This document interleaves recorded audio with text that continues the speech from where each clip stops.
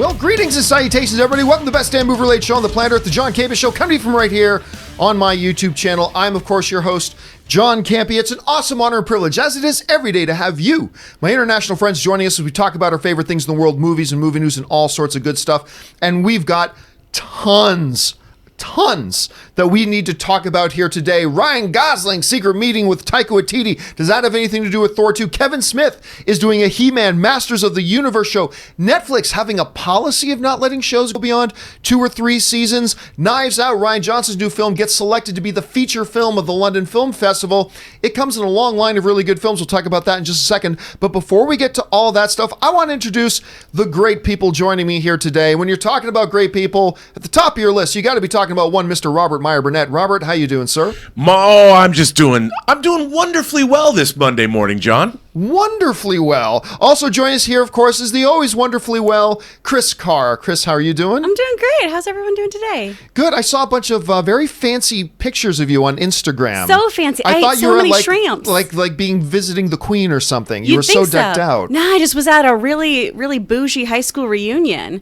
It wasn't even my high school. They didn't even check. I'm reminded of Mean Girls. She doesn't even go here. Okay, guys, listen, we do have a whole ton of stuff that we need to talk about here today. We got some main topics, we got some off the tops. But hey, listen, while you're here, why don't you just take a split second and help out the channel by doing one of a couple things. Number one, click on the subscribe button, become a subscriber to the John Campea YouTube channel, stay up to date on all the stuff that we got going on. If you like these sorts of discussions and topics, make sure you give a thumbs up to the video. Just go ahead and click the thumbs up. And also make sure later on you leave a topic, a discussion thread down below. Make sure you leave your comment or thought. Keep the conversation. Or if you've got a comment or question about any of the topics we're talking about here today, go ahead and use the super chat feature. It guarantees that your topic and your question will be read on air. Also, it's a good way to just support the channel as well. Okay, with all that down, let's go off the top with this. Now, one of the shows that I really got caught up on and really enjoyed and became a big fan of was Arrow a number of years ago. Now, I developed a bit of a love-hate relationship with the show because I thought it dropped off in quality about midway through season 3, but I was completely in love with that series up until that point. Anyway, most of you guys know that as the flagship show of the Arrowverse, they even named their universe after the Arrow show, it's coming to an end this upcoming season. I believe it's just a 10-episode order they've got. Normally, it's 20-plus episodes. They've got a 10-episode order right now, and then it's going to be done. So what is the star of that show? Stephen Amell, who I think is just fantastic. What is Stephen Amell going to be doing after that? Well, apparently the secret has been revealed, as it's now been announced that Stephen Amell will be headlining a brand new series on Starz. It's going to be a 1-hour drama, and it's going to be called Heels. And it's a show about professional wrestling. Now, for those of you who know anything about Stephen Amell, he is a massive professional wrestling fan. He enjoys wrestling. He's even fought in the WWE on a couple of occasions, some special wrestling stuff.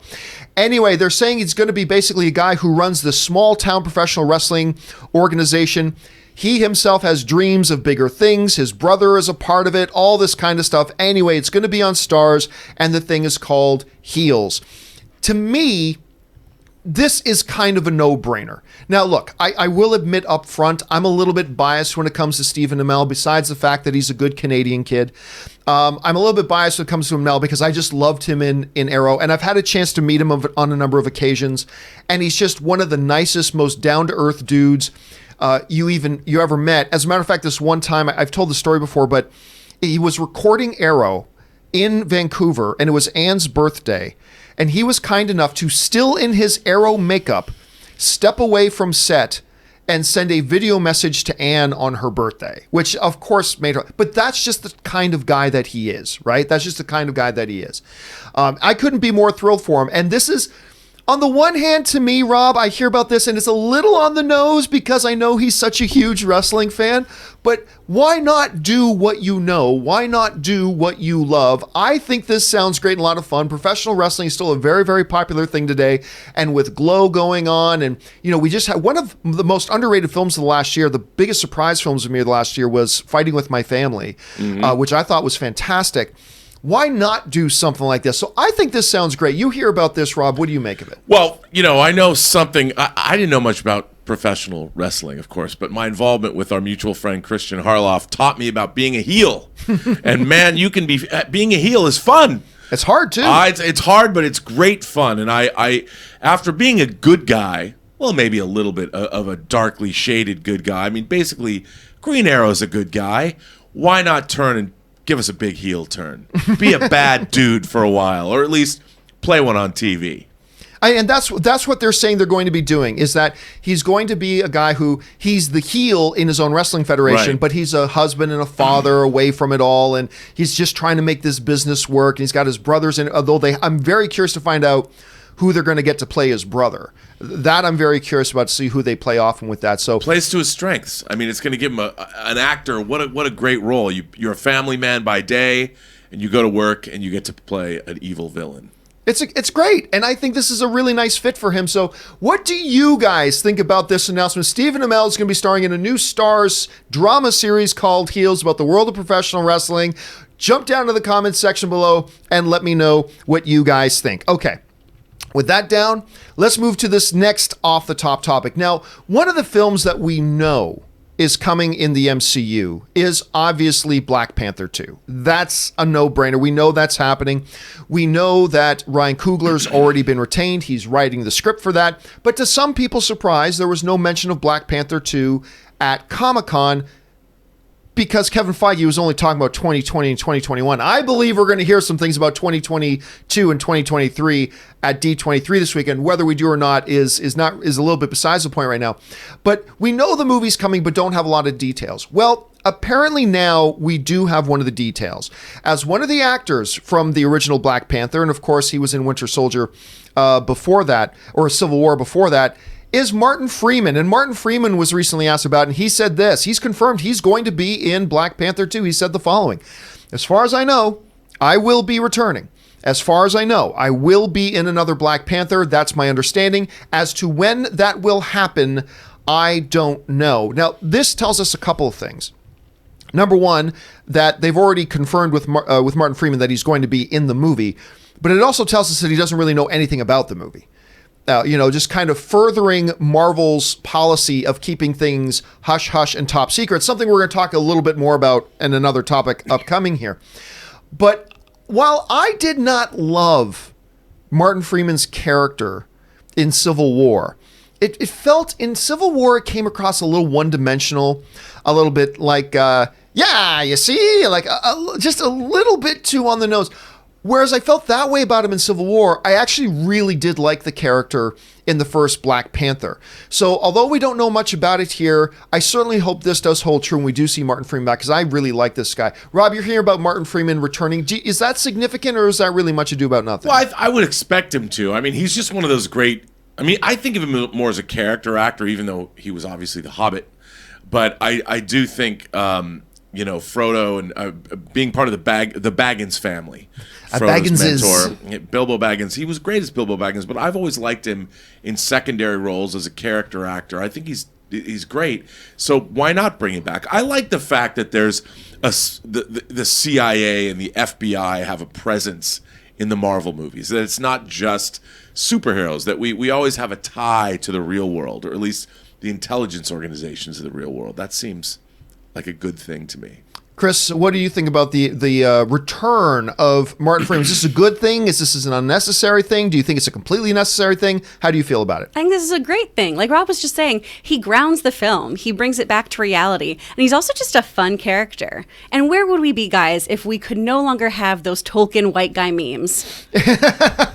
Well, there were a lot of great ones with him and Andy Serkis. There were a lot of great ones that came out about that. Now, again, we don't know about how big or how small his role will be this time around. Will it be, will this next one be about Wakanda now gradually, blending itself into the rest of the world? Does Martin Freeman's character kind of become a segue person to help Wakanda in that transition? Is he just going to play a minor role that pops up in a couple scenes?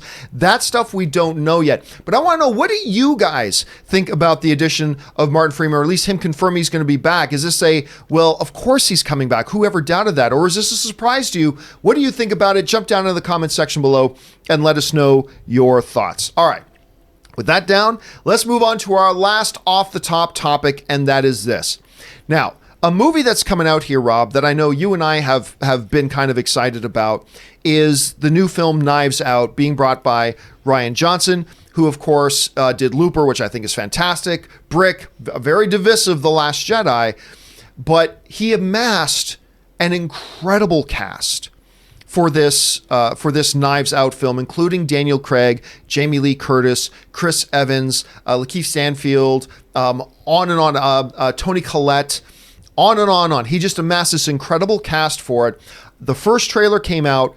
I thought it looked great, although I really could have done without that last Chris Evans line of, what is this, CSI KFC? It's like, oh, really? You put that in the trailer? Anyway, that aside, it looks great. Well, apparently, we're not the only people who thinks it looks great, because it's just been announced that Knives Out will be the feature film of the London Film Festival coming out. This is what's coming to us from Variety. With Knives Out, Rian Johnson has crafted, now this is being spoken by the head of the festival, who's obviously seen the film. With Knives Out, Rian Johnson has crafted a devilishly clever and wickedly entertaining new crime caper, said London Film Festival director Trisha Tuttle. Johnson brings immense erudition. I had to look up that word earlier, by the way. He brings immense erudition and passion for the conventions of the genre he's working in, but always makes something entirely his own. This is impeccably designed, with writing that keeps you guessing to the final moments, and his extraordinary cast are at their arch and compelling best.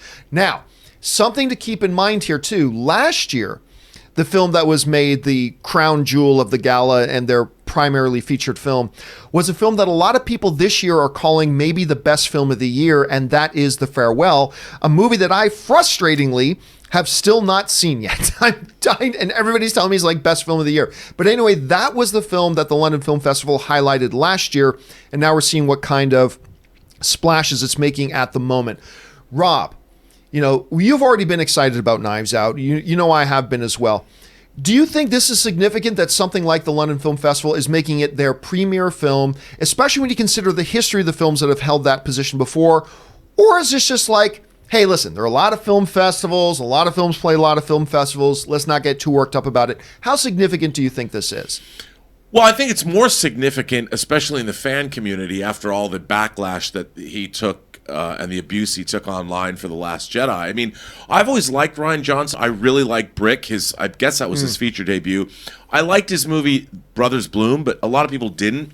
I did, and of course Looper, and I liked his episodes of Breaking Bad quite a bit. He's a world-class filmmaker, and this seems to be a personal project for him, and he's kind of getting back to that Brothers Bloom feel, the Brick feel. So I think it's great. I mean, with that kind of a cast, clearly it's not squandered. I mean, I love it. I love big ensemble caper casts. I think it's so much fun to, ever since I was a kid and saw It's a Mad, Mad, Mad, Mad World, I love this kind of movie. I can't wait to see this kind of movie, and it looks great.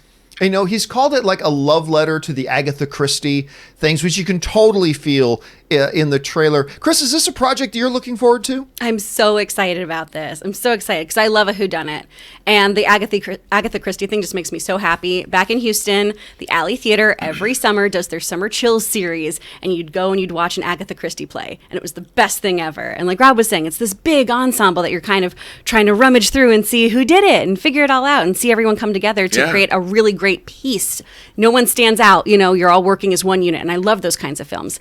And getting back to those Brick roots, I love that movie. I love that movie so much. And I still stand Last Jedi. I love it. I think it's wonderful. I could not be more excited about this film. Well, the question is, guys, what do you think about this? Is this a significant thing for a film like Knives Out? Do you have zero interest in it anyway, or you're already excited about it? Let me know what you guys think about this. Jump down to the comment section below and leave me your thoughts. All right. With that down, let's now move on to our main topics of the day. How do we select our main topics here on the John Campea Show? Well, it's really rather simple. See, you guys come up with our main topics by simply going over to www.thejohncampeashow.com/contact. Once you get there, fill out the form you see with your topic or question, and then maybe, just maybe, you might see your topic or question featured here on the John Campea Show. With that down, Kris, what is our first topic today? We are first hearing from Roy T. Looks like you were right, and Hobbs and Shaw couldn't hold on for a third weekend at number 1. Were you surprised that The Good Boys, with it being rated R and involving kids, was able to take the #1 spot this weekend over films like Hobbs and Shaw and Lion King? Thanks. We talked about this last week. Were you surprised? No, not surprised. I mean, there were some people. Look, Hobbs and Shaw held the #1 spot for 2 weeks in a row, but the fact of the matter is, it was at about, what was it, 24 million last weekend. So you got to figure around a 50% drop. So that meant Good Boys only needed to make $12, $13 million to take #1 at the box office. We knew it wasn't going to be a giant blockbuster. Talking about Good Boys. We knew Good Boys wasn't going to be a giant blockbuster because, it is R-rated, it's kid-themed, and all that kind of stuff. So, but I think with the brilliant marketing campaign, and I do think the campaign for this thing has been brilliant, we knew it was going to be successful at least. And yes, indeed, it did end up coming in #1 at the box office, taking away Hobbs and Shaw's chance for a third weekend in a row at #1, but it came in at #2 anyway. Anyway, Good Boys made $21 million in opening, which I think they've got to be very, very happy with. Fast and Furious Presents Hobbs and Shaw made another 14.1. It's now eclipsed the $400 million mark, on its way to $500 million. It's doing quite well. Lion King, still up there. It has now crossed the $1.4 billion mark. And if I'm not mistaken, I believe Lion King is now the #10 all-time worldwide film. Oh, wow. I believe it's already the #10 highest grossing film of all time. Obviously, it's the #1 grossing animated film of all time, and it still has some legs going. It made another $11.9 million. The Angry Birds movie 2, which I had to remind everybody, a little piece of trivia for you, is the highest critically rated video game movie of all time. Angry Birds 2, write it down, folks. It is the #1 critically rated video game movie of all time. So upsetting. At something like a 73% or something along those lines. Anyway, Scary Stories to Tell in the Dark comes in with $10 million as well. And there you have your results at the box office. Rob, it's not a surprise by any stretch of the imagination that Good Boys came in and took #1 at the box office. It's not a surprise that it's also a funny movie. The trailers told us it was a funny movie, and the movie delivers on that. I was consistently laughing through this movie. I thought it was a really, really great, stomach-grabbing kind of laughing out loud movie. Now, it doesn't have much depth.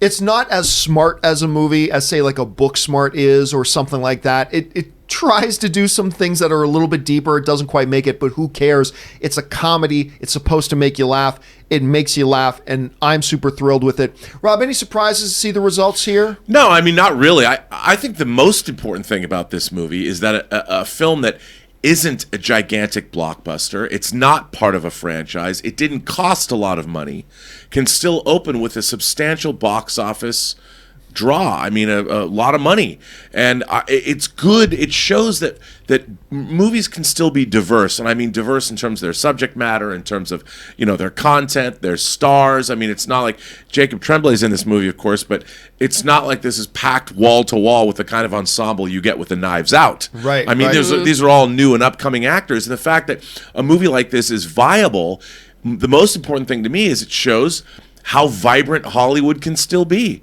I mean, obviously this marketing campaign was great. It was sort of, watching kids talk about sexual things that they have no knowledge of is inherently funny, and they embraced it. I mean, the trailers alone had me laughing my ass off. So I think it's great. It's great for the business. It's great for audiences. It's great for everybody. And for the end of summer and people are going back to school and college is starting up again, this is exactly the kind of thing you can begin a new school year with. Now, I thought it would do well, but I thought there might have been a slight possibility there could be some resistance to the film because it's little kids joking about things they have no idea about, a lot of swearing, all that kind of stuff. So, but I thought it was handled actually in a really great way. And let's face it, it's not like I don't run across kids in the mall that age, all the time who aren't saying the exact same things, if not worse.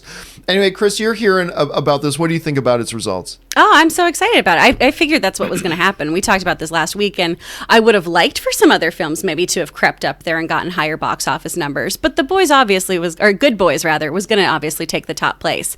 The one I am confused by, though, is I really figured Scary Stories would have done a lot better, because that was huge for my generation. Like, that was the scary book that you read. I'm even thinking of seeing that movie, and I hate horror movies. I was actually surprised it did as well as it did. Really? Yeah, they didn't have much of a marketing campaign for it. I mean, you didn't see a lot of marketing for it. Mm-hmm. I mean, other than at the AMC Burbank 16, they have a big billboard for it there. But other than that, I really didn't see much, and I haven't been sensing a lot of buzz for it. But apparently, it's one of the 5 movies that opened this weekend. It's one I didn't have a chance to see. It quite frankly didn't interest me that much. But I'm hearing not bad things about it. So there's that. Guys, the question is, what do you think about Good Boys taking the #1 spot at the box office? Do you think it's well-deserved? Do you think it was a little bit overhyped? Did you think it was wonderful like I did? What do you think about it? Jump down to the comment section below and let us know your thoughts. All right. With that down out of the way, let's move on to our second main topic today. Kris, what is our second main topic today? This is from Kevin Crutchfield. Kevin Smith announced that he's executive producing Masters of the Universe: Revelation. Smith will also be the showrunner, while Powerhouse, Netflix's Castlevania series, will provide the animation. Now seems like a good time for this move to move forward, don't you think? Especially when I believe the Masters of the Universe movie starring Noah Centineo is up in the air and there's no update, and principal photography was already slated to begin at the beginning of July. Are you excited about this? How are you guys feeling about this project? I'll tell you what, I was surprised. Because wasn't there some other Marvel thing that Kevin Smith was just recently announced that he's going to be working on as well? Like the Howard the Duck, that whole animated stuff that he was going to be working on this. I'll tell you what, I am a big fan of Kevin Smith. I'm a big fan of Kevin Smith. I am. Would I have pictured him doing a Masters of the Universe thing? I'm not sure that I would. But for those of you who are just hearing about this right now for the first time, this is the report from Variety. This is from Kevin Smith. I am eternally grateful to Mattel. I know Rob liked that one. I am eternally grateful to Mattel TV and Netflix for entrusting me with not only the secrets of Grayskull, but also their entire universe, Smith said. In Revelation, we pick up right where the classic era left off to tell an epic tale of what may be the final battle between He-Man and Skeletor. Brought to life with the most metal character designs Powerhouse Animation can contain in the frame, this is the Masters of the Universe story you have always wanted to see as a kid. So one of the really interesting things, couple of things. Number one, the animation company behind Castlevania, the Netflix series. That's something else, because that's not an animation style I would have thought you would do for He-Man. So that's actually a pretty innovative and interesting idea. I'm very curious about that. But the other thing is that this picks up after the events of the original He-Man cartoon series. I don't even remember the events of the original He-Man cartoon series, to be honest with you, but still picking up from there, but done in that Castlevania style. Listen, I gotta tell you, out of all the stories today, this is the one that probably surprises me the most. I'm a fan of Master of the Universe. I'm a fan of Kevin Smith. This is not a pairing I would have guessed at. But I'd be lying if I didn't say I was fascinated by it. Anyway, Rob, you're hearing about this. Do you think this is a good match, and were you surprised? I was surprised, and I think I'm really looking forward to seeing Jay and Silent Bob in Eternia, because they're somehow going to show up. Look, as henchmen of Skeletor, that could would be awesome. As long as Merman and Manny faces are done right in the show, I'll be a happy man. I mean, that's what I can say. Look, He-Man. John, I bought the original He-Man lineup the day Star Trek II: The Wrath of Khan opened. Wow. I know. I don't know why I remember that, but it's true. So oddly specific. It is oddly specific, and that was June 4th, 1982. And that was Skeletor, He-Man, She-Ra, Merman, Beastman. Beastman? Was it Beastman? Yep. And then the guy who flies. I forget. But it was like the 6 figures that they first. And I never watched the show. I watched like one episode. I'm like, I can't. It was a little simplistic for me. Everything, it was the same every episode. But I did work on a documentary about the He-Man franchise. And I kind of love the He-Man franchise. So I think it's really cool that Kevin Smith, because clearly he must love it too. It's not like he probably had this opportunity, pitched it, and it's one of those dream projects you get. So kudos to him. I think it's the fact that he's going to be eternally grateful. I'm eternally grateful too. One of the things that always, even as a kid, I thought was really funny about He-Man was we make jokes quite often, and rightfully so, about the ridiculousness of Superman in the sense that nobody can figure out who he is. I'm Superman. Where'd Superman go, Clark? Oh, there you are, Superman. John, when did you get here? Yeah, John, wait, who was that? Like, with He-Man, it was always worse because Prince Adam looks exactly like He-Man. But he gets a tan. Well, okay, he gets a little bit of a tan, but Prince Adam is still massively buff.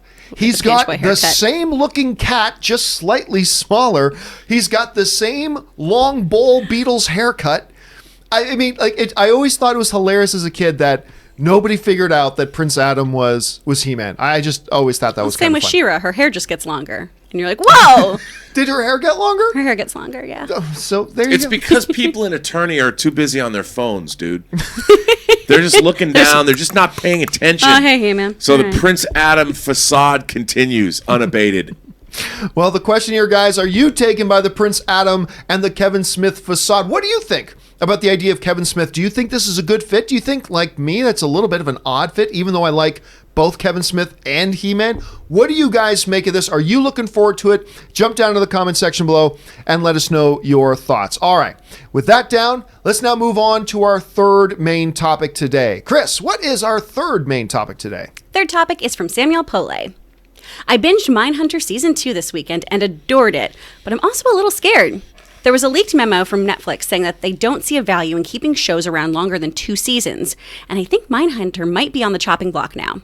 Why would Netflix be so draconian with their renewals when that practice could very well scare talented creators, like David Fincher, with ambitious Beyond Season 2s away? What do you guys think about that? Do you think that Netflix is doing that? Do you think that that's a good idea? Well, I mean, one of the things that I can't speak to, this memo they mentioned, I have no idea. I have not heard of any such memo, but there have been reports going around that is kind of the attitude. Maybe not at 2 seasons, but 2 or 3 seasons has been the attitude going around Netflix about, how long they think their shows could go. As a matter of fact, Business Insider was just writing a report and they said the following: Netflix sees little value in long-lasting shows and prefers ones that run 10 episodes a season and 30 episodes total. After that, they often become too expensive to continue to invest in because the longer shows go, everybody wants raises, they think they earn more money, all that kind of stuff. Become too expensive to continue to invest in unless they are breakout hits that Netflix owns, like Stranger Things. And the shorter the season, the easier it is for new viewers to jump into a show for the first time. So, from all these reports that we're getting, Rob, it sounds more and more like this seems to be Netflix's modus operandi. They want to come in, drop a show quick, get it out quick, bring in a new show, and we see this high volume of new content being created by Netflix, some of it very good, a lot of it really crappy, most of which none of us have ever even heard of because they're the worst company in the world at promoting their own material, but that's a topic for another time. Rob, you've talked for a while about this, habit of Netflix to decide as a business principle, we don't want to pay a lot of money for this content. We spend a lot of money on content. If we go beyond 3 seasons, it doesn't make much financial sense to us. So first of all, what do you think about that philosophy overall? And as you're seeing more and more reports like this from Business Insider, I know Deadline just did some articles on this recently as well. How does that color the way you're seeing these things right now? I think it's completely wrong-headed. What they'll do is look, they dropped a Netflix a preview for the new Dave Chappelle special, which kind of came out of nowhere. Like, they'll spend $60 million to have Dave Chappelle do comedy shows, and they're great. I mean, he'll do 4 specials, now he's doing another one, and people will binge watch them. But when it comes to narrative content like this, they need to be developing a brand loyalty amongst their audience. And in my mind, they have these really great shows like a Mindhunter, which I watched season 2 this weekend. I loved it. And basically what they're telling me is that when they do have a quality show like this, they don't care about me as a viewer because all they want to do is it's like having cans on a shelf. They just want to fill their shelves with cans. But you know what? I might not want to shop in their store anymore if I know that their creative teams that I have a loyalty to. I'm not loyal to Netflix. I'm loyal to the shows that are on Netflix. And if my creators and the shows I like are not shown the proper respect, or they're not given a kind of venue to grow and flourish, then why should I stick around? And I think in the streaming world, Warner Brothers as a studio did a really good job cultivating relationships with filmmakers in the 70s and 80s. I think a lot of these streaming services, and look at Shonda Rhimes on network television. Once she gets in, she creates many different shows. And I think that Netflix should start having more loyalty to the creators and the kinds of shows that they're making, rather than just putting cans on a shelf. And I think that's what they're counting on. These cans on the shelf are going to bring viewers. I think it's wrong-headed. I think it's short-sighted. And why, as a creator, are you going to want to do your best work for somebody that's going to take your show out after 2 or 3 seasons? Could there be an argument to be made that, because the person writing, I think it was Samuel, wrote in asking, aren't you going to alienate your creators like this? Let me ask you this. Is there an argument to be made? Because we all know, a guy like Joaquin Phoenix, he was all set and ready to play Doctor Strange. And then ultimately the thing he walked away over was the fact that he did not want to overcommit to playing that character. He didn't want to sign a big multi-film contract. He wanted to be able to go in, do what he loved, and then move on to something else. Could an argument be made that maybe to some creators, the limited scope of a series could actually be, instead of a deterrent, maybe appealing? Is there an argument to be made for that? I think that's, yeah. I mean, I think 100%. But here's the thing. If you design a show to run 30 episodes, that's one thing. But the thing about these Netflix shows is they order a show, it becomes a breakout hit. Like, Mindhunter, it becomes a water cooler show. You talk about it. I certainly want to see where the Department of Behavioral Sciences is going. And they're building a story over the last 2 seasons for a serial killer that they haven't even dealt with yet. And it's like, well, I want to see these characters go on. I love this show. The acting in this show is unbelievable. I mean, it's unbelievable. And I want more of it. And maybe that's just me being selfish. But, I mean, where is Netflix? They're giving us shows. And if the shows that we love, if they're just going to take them away, then why invest? Unless you know that it's designed to be 3 seasons from the get-go. But even they don't know. Like they said, unless they own it or it's a breakout hit, they're not going to continue. But they don't know that. Like Sex Education, which was a show with Gillian Anderson that I love, this British show. It's great. Who knows if it'll ever come back? I don't know. But I loved it, and I would like to watch these characters move on. And I think it's a bad strategy. Well, here's the other thing. To your point, I think what Netflix is failing to grasp here is that your long-term successful shows become the backbone of your thing. Let's look at for a second at HBO, right? HBO, look, they always create really good content. But over the past 8 years, there have been windows of time when maybe they haven't had the strongest lineup, and then they do and whatever. But Game of Thrones was running. And no matter what was going on with the rest of the network, Game of Thrones was there. People were going to be subscribed to HBO to watch Game of Thrones, so that when they brought along their, what's the one about the actor turned assassin? Barry.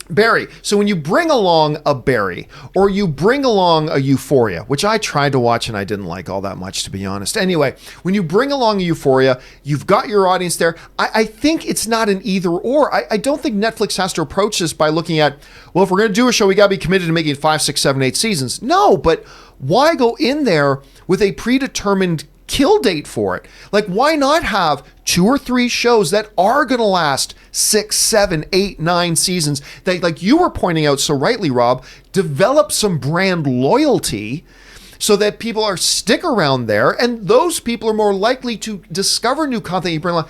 I understand the idea of you want to keep costs in check. I get that. And I agree. But there's got to be a happy medium where there's a way to do that without, employing an overall philosophy of let's just kill everything after 3 seasons. Yeah. Well, also, if you're going to create a zeitgeist show, a water cooler show, and you want people to talk, like Mindhunter, I spent a day and a half and it's done. You know, I might not go back to Netflix for another 2-3 weeks, month or two. Who knows? I mean, Mindhunter was something that I was really looking forward to. And when HBO had Game of Thrones going and it was running 10 episodes a season, you've got 10 weeks where people are talking about HBO. You know, now in my mind, Netflix has become like a one-show binge thing. Like, oh, I wanted to watch Mindhunter. I loved it last season. I was waiting for it to come back. When it came back, then it's over and gone because all the episodes are available.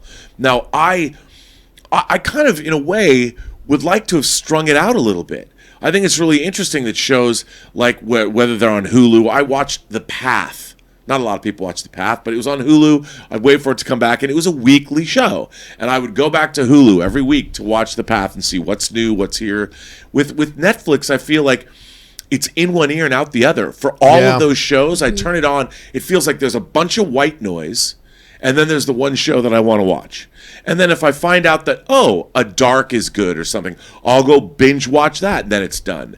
But I look around Netflix and it becomes more annoying because I don't know anything about half the stuff that's on the channel. And it becomes something, I don't like that experience. Netflix needs to do something to make the experience of going on to Netflix beyond what I want to see more enjoyable, or they're not going to survive. Oh, see, I have the totally different experience with Netflix each time. I'm like, Really? oh, I just binged the show. I know Netflix is so good for stand-up comedy. They're cornering that market. Okay, I'm going to watch some stand-up comedy They now. are doing really well in that area. Yeah, now they I'm are. going to check out this new anime that just dropped. Oh my gosh, Cannon Busters is out. I'm going to watch all of this now. And I can jump around to different things. And I do want to circle back to what you guys were saying about creators. I do think the Netflix model does appeal to kind of that British BBC kind of mentality. You know, the Ricky Gervaises of the world, the people who do have that thing, their ending in mind when it comes to their show. 3 seasons and done. We talked about Shonda Rhimes earlier. We talked about Arrow earlier. I mean, Grey's Anatomy, that had a musical episode. A medical drama had a musical episode. That jumped the shark. Arrow had dips so bad later on. Sometimes a show shouldn't last longer than 3 or 4 seasons. So I'm hoping that is more of a note about quality for Netflix than it is a quantity thing. Obviously, they are trying to churn out as many shows as possible, but I don't know. It makes me feel a little more optimistic about the content they want to create.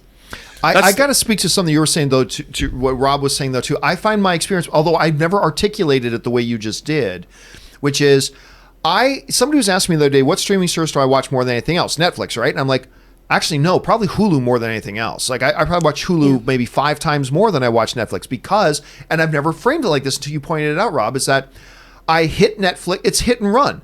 It's a one-night stand with Netflix. It's like, oh, okay, what's the most, I guess, Stranger Things was the last thing. I was like, Stranger Things is there. Great, go to Netflix, binge it. I was done in a day. And I don't know that I've gone back to Netflix since I've watched Stranger Things. Other than to maybe watch a comedy special here or there, whereas like you were pointing out, we've talked a lot on the show recently about the week by week release schedule versus the thing. It would have drawn it out anyway. But I think Kris's point, that she articulated was also a very important one. But you're predisposed to liking comedy and liking anime. Yeah. So you're an audience member that has a broad interest in topics, which I think they're kind of counting on. Yeah. And I think because look, I've gotten sucked into small house things or people renovating their gardens. I mean, there's so many things that Netflix has sucked me into that I've randomly stumbled across. But it is sort of, like you said, I like the idea that Netflix is kind of like your F buddy. You know, you go, it's a booty call. Like, I'm going to get my entertainment booty call from Netflix. I'm going to get in, I'm going to be delighted for an evening, and then I'm going to get out. I might not call for another couple weeks, until the inkling hits me again to pick up that phone and see what's on Netflix. What's up, baby? How you doing? Why do I hear Hotline ring in the back of my head, the song playing in my head? Anyway, guys, listen. What do you guys think about all this? Do you think this is a good long-term strategy for Netflix? Do you have concerns about it like some of us do? What do you think about their whole approach to this? Jump down to the comment section below and let us know your thoughts. All right. With that down, let's now move on to our 4th main topic today. Kris, what is our 4th main topic today? This one's coming from Brandon Michaels Jr. Hey, John and Rob. I know you always say to not get too excited about little things with no substance, but Ryan Gosling and Taika Waititi were confirmed to have a meeting the other day, and it's got a lot of people speculating that they're talking about Thor 4. Taika has nothing else on his schedule after Jojo Rabbit except Thor. Coincidence? What are the chances we're going to actually see a guy like Gosling in the MCU now, since he was rumored to be joining it before? Do you guys think he's going to be in Thor? Well, okay. Here's the thing about this. You're right. Here's what we as movie fans often do, okay? We as movie fans often count the weirdest things as evidence or proof. And this is quite often how we as movie fans act. There is a little boy who comes home late from school, like an hour later than he was supposed to come home, and his mother's furious at him. And she goes, "You're supposed to come home straight home from school." And the kid comes to his mother, says, "But Mom, I left school on time and I was coming straight home. I wasn't going to Bobby's to play his new PS4. I promise. I was coming straight home." When all of a sudden there was a bright light from the sky and a spaceship came down from the sky and started shooting laser beams at me. So I started running away, and then this big bright light came out of it, and a dinosaur came out of the spaceship, and the dinosaur was chasing me, and I was jumping over things, and I had to hide in the woods, and then the dinosaur was closing in on me. So I picked up 2 sticks, and I took the one stick and I threw it to hopefully get the dinosaur's attention, and it worked. So he ran there and chased after the stick. So I used the opportunity to then run home. And the mother says, "That's ridiculous." And the kid says, "No, Mom, it's true, and I have proof. Here's the other stick." That is basically how we as film fans often we cling on to some little thing that happens and we go, "This is proof. This is confirmation that something is happening." Now, for those of you who don't know what he's talking about, this weekend, Ryan Gosling and Taika Waititi were confirmed. They had a lunch meeting. And there's photographic evidence of the two of them having a meeting. Now, it is true that as of right now, Taika Waititi officially does not have any other films upcoming after Jojo Rabbit other than Thor 4. Now, there have been some reports that he's got another film, but that hasn't been confirmed yet. That hasn't been confirmed. So as of right now, the only thing he's got on his docket as of now, is Thor 4. There are a couple things to keep in mind. Number one, the day they met was actually Taika Waititi's birthday. So you could say, hey, that's just a couple guys getting together for his birthday. But as far as we know, there has never been a pre-existing relationship between Ryan Gosling and Taika Waititi, as far as we know, to any degree. But the other thing you got to keep in mind is this. You remember that Taika Waititi was at one point supposed to be directing Akira. Well, one of the people who were in talks to possibly be in that Akira, at one point, amongst many other names, was Ryan Gosling. So you have to keep in mind here, there are a number of other possibilities. It could be just them closing things out. Maybe Ryan Gosling just wanted to get an update on, are things ever going to happen with Akira at this point? It could be they were talking about another project at some point. It could be that they were talking about Thor. I'll say this. I would give, because remember, they're still a little ways away from shooting Thor 4. I'm sure they still have some roles they have to cast for, and maybe some significant ones. I will give this a solid 35% chance. 35% chance, I think, that this was these two guys talking about Thor 4. I'll leave the other 65% to any other possible explanation. Just getting together for a birthday, following up on Akira, talking about another thing. Maybe they got a mutual friend that set them up on a friend date. I don't know. But I'll give 65% to it's something else. 35% chance that they were talking about Thor 4. Rob, what do you think the chances are that these two guys are meeting to talk about Thor 4? And in theory, for argument's sake, would a Ryan Gosling appearing in a film like that be intriguing to you? Because there have been reports in the past that Ryan Gosling has been looking to get into the MCU. What do you think about this? Well, first of all, I think it's a complete leap to say that this meeting was about Thor 4. There's something else more significant going on in Taika Waititi's life right now, and that's the release of Jojo Rabbit. And Jojo Rabbit, is Fox Searchlight going to release it now? With what Disney's doing to their slate, I've heard, we've read articles in the news over the last week that maybe this kind of movie is not what Disney wants to be releasing. Maybe they're talking about that. I mean, maybe they are talking about Thor 4. People in Hollywood, they have lunch with each other. I don't necessarily think it means anything. It could.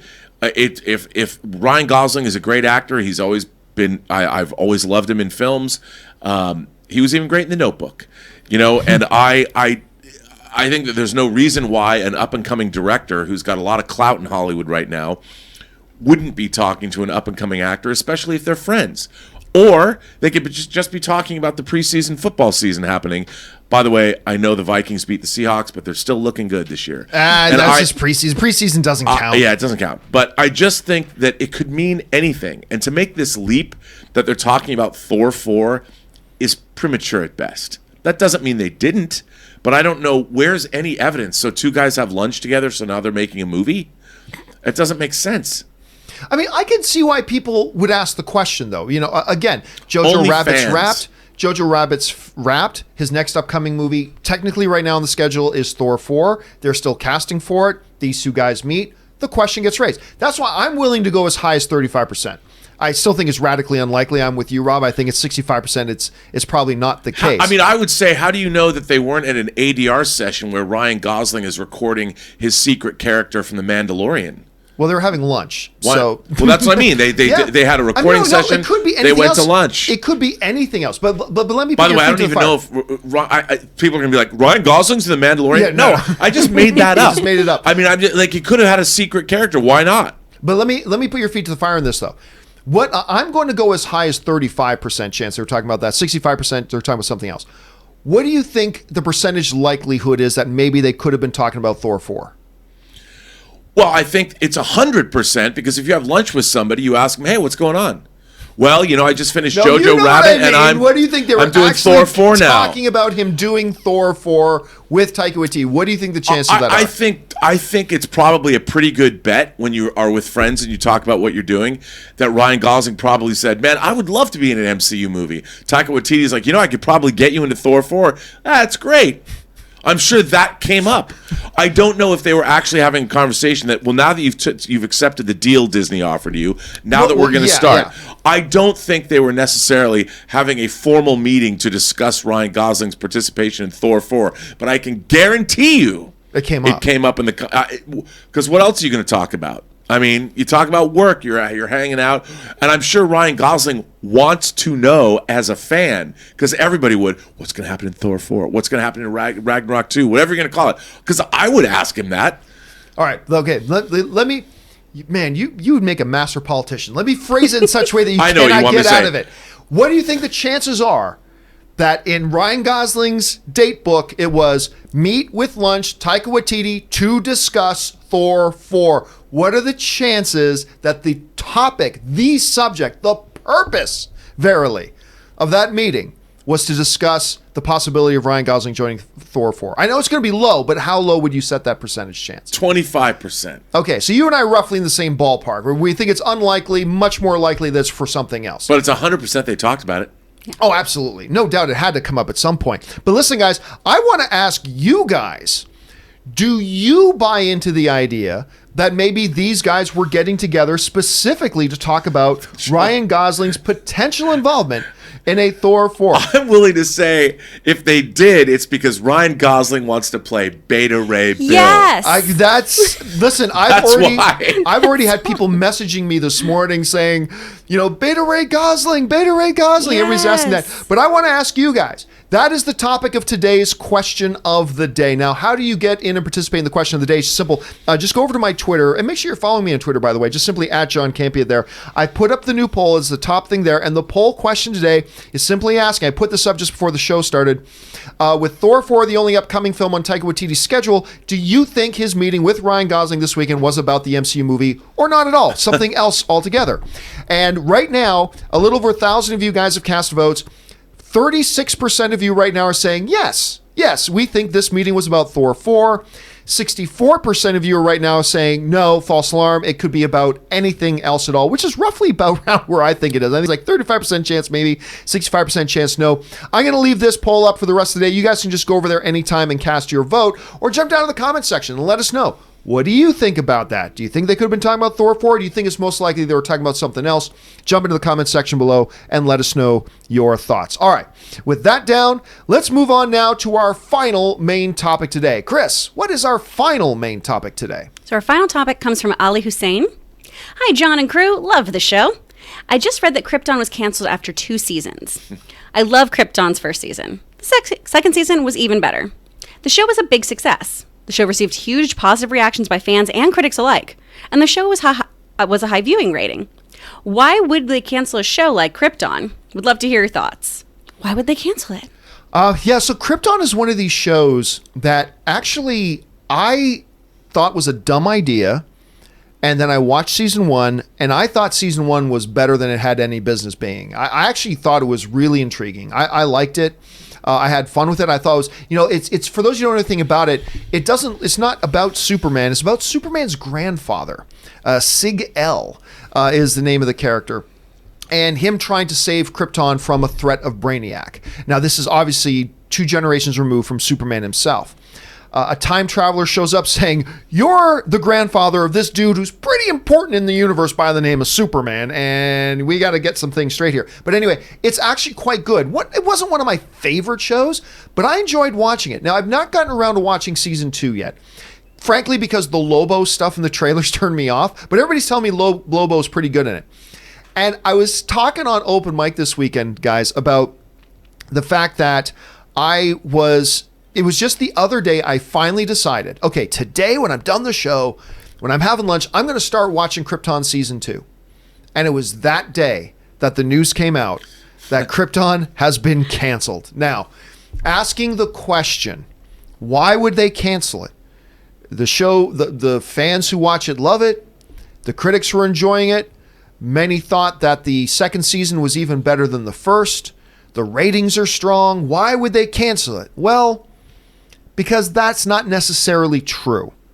Now, I have heard good things about season 2 and people talking about it, but as far as the numbers go, the ratings being strong is simply not the case, unfortunately. As a matter of fact, as you go over and actually take a look at the numbers, this, of course, culminates in episode 10 that just aired, I believe, August 14th. Overall, the show's ratings dropped almost 50%. They lost, first of all, their audience wasn't massive in the first season. So you take a first season that already wasn't a massive hit, and then you cut their viewers almost in half. As you can see in that bottom big red negative number, minus 48.2%, which was really unfortunate. So that's the case. On average, 0.4 million people watched an episode. Now, to put that in context, that means more people, wrap your heads around this, watch the John Campea YouTube channel in the last 30 days than watched this season of Krypton. More people, by a few dozen people, more people watch the John Campea, and not a lot of people are watching the John Campea YouTube channel. So it's not like I'm one of these 20 million view a month channels or anything like that. So put that in context. More people watched the John Campea YouTube channel in the past month than watched this season of Krypton. When you're averaging 0.408 million viewers per episode, 10 episodes, that's just over 4 million views. I mean, those aren't numbers. Granted, Sci-Fi is not NBC. They don't require 1.5 million viewers per episode to exist. But when your viewership drops 50%, Rob, it doesn't matter how much critics liked it.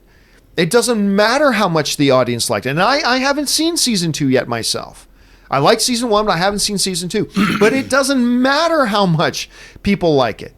If nobody's watching and your numbers are tanking, you can't justify to your bosses renewing it for another season.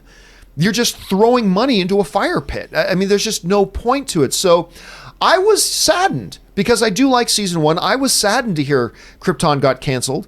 But when you look at the numbers, it's not surprising. Rob, do you see any way that maybe you, like, let's say you're an executive over there at Sci-Fi at this point. Is there a way and an argument to be made for maybe giving this show another season, or was this a foregone conclusion? No, I would hire the John Campea Show to be our next show on the Sci-Fi channel, because it has. I mean, what people don't understand is these shows are really expensive to produce, and the only way that their costs are justified is by selling ad time, or whatever ancillary markets. I mean, if Sci-Fi is owning the show or something, I mean, if they're not making the kind of money they need to stay on the air, the show's going to be gone. It's on the chopping block. And, John, you just graphically, I mean, I laugh, but you graphically illustrated, using your own show as an example, how the entertainment landscape is changing. You've got more people tuning in. And by the way, Krypton's audience are your people. They're our people.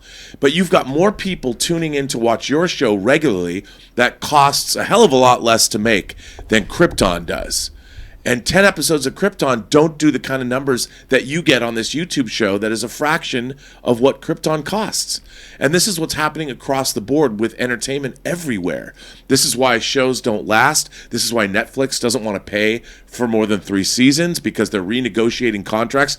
TV used to be a very, very, very lucrative thing to be involved in. If you had a network show that ran like ER, you could be making hundreds of millions of dollars like Michael Crichton off a show like that. That world has changed. And Krypton, unless you're making a big chunk of change, you can't justify the expense. And look, just in case anybody misunderstands, the point of that illustration you're probably right is not to highlight, look how many people watch the show. No, we're a small YouTube channel. We are a small YouTube channel. And that's puts into light, like when this channel, which is so small and insignificant, was getting more viewers in 1 month than that show is, and there's a hell of a lot of YouTube channels out there getting double, triple, quadruple, 10 times, 20 times the views that is. That's not a formula that works, unfortunately, for somebody like them. So, I don't know, Kris, let me ask you, if you're a Sci-Fi executive, and I'm like, and you've got the boss's ear, and I come to you and I say, hey, listen, Miss Carr, look, I really believe in this show. Can you come up with a good argument that we can make to the boss to keep Krypton around for another season, to give it one more shot? Could you come up with something to give it another go? I mean, first of all, always refer to me as Miss Carr in that very right. underling tone for the rest of your life. That was wonderful. Yeah, thank you. Thank you for checking your emails. I think, first of all, make Sci-Fi have a connection to some kind of streaming platform. I wanted to watch The Magicians, and I had to wait till they'd go to Netflix. When I want to log into Sci-Fi, last time I checked on their app, I could be wrong, I had to have a cable provider to do that. I don't have cable. I don't pay for that shit anymore. That's nonsense. Right. So that's a big thing right there. If you want people to tune into your show, make it so they can tune in. And I guess you can do your CBS access thing. I said the same thing because I did go onto the Sci-Fi app, but they only have from episode 6 on for this season. But then some of our viewers let me know that Krypton is available. I didn't know this at the time, but apparently Krypton is available on the DC streaming service, which is probably going to die in the next year anyway. Well, and that's something else you have to pay for. I have that one. It's not my password. Just running around taking people's stuff. But yeah, I also, my whole thing with Krypton, guys, I'm going to be completely honest. I have not seen this show. For me, it had that kind of Smallville vibe. I'm not going to watch this till Lois Lane shows up. I know what happens. I don't care. Watch till Lois Lane shows up. Everyone being like, well, him and Lana, we know he doesn't end up with her. Why do we care? Wait for Lois to get here. And I kind of had that same thing with Krypton. I hear it's really great. I hear it really explores their universe a lot more, and you get to learn a whole lot of interesting backstory. But there always was going to be an expiration date on this show too. It's a prequel. That's how it works. So if it's premature, that's sad. But also, no skin off my nose.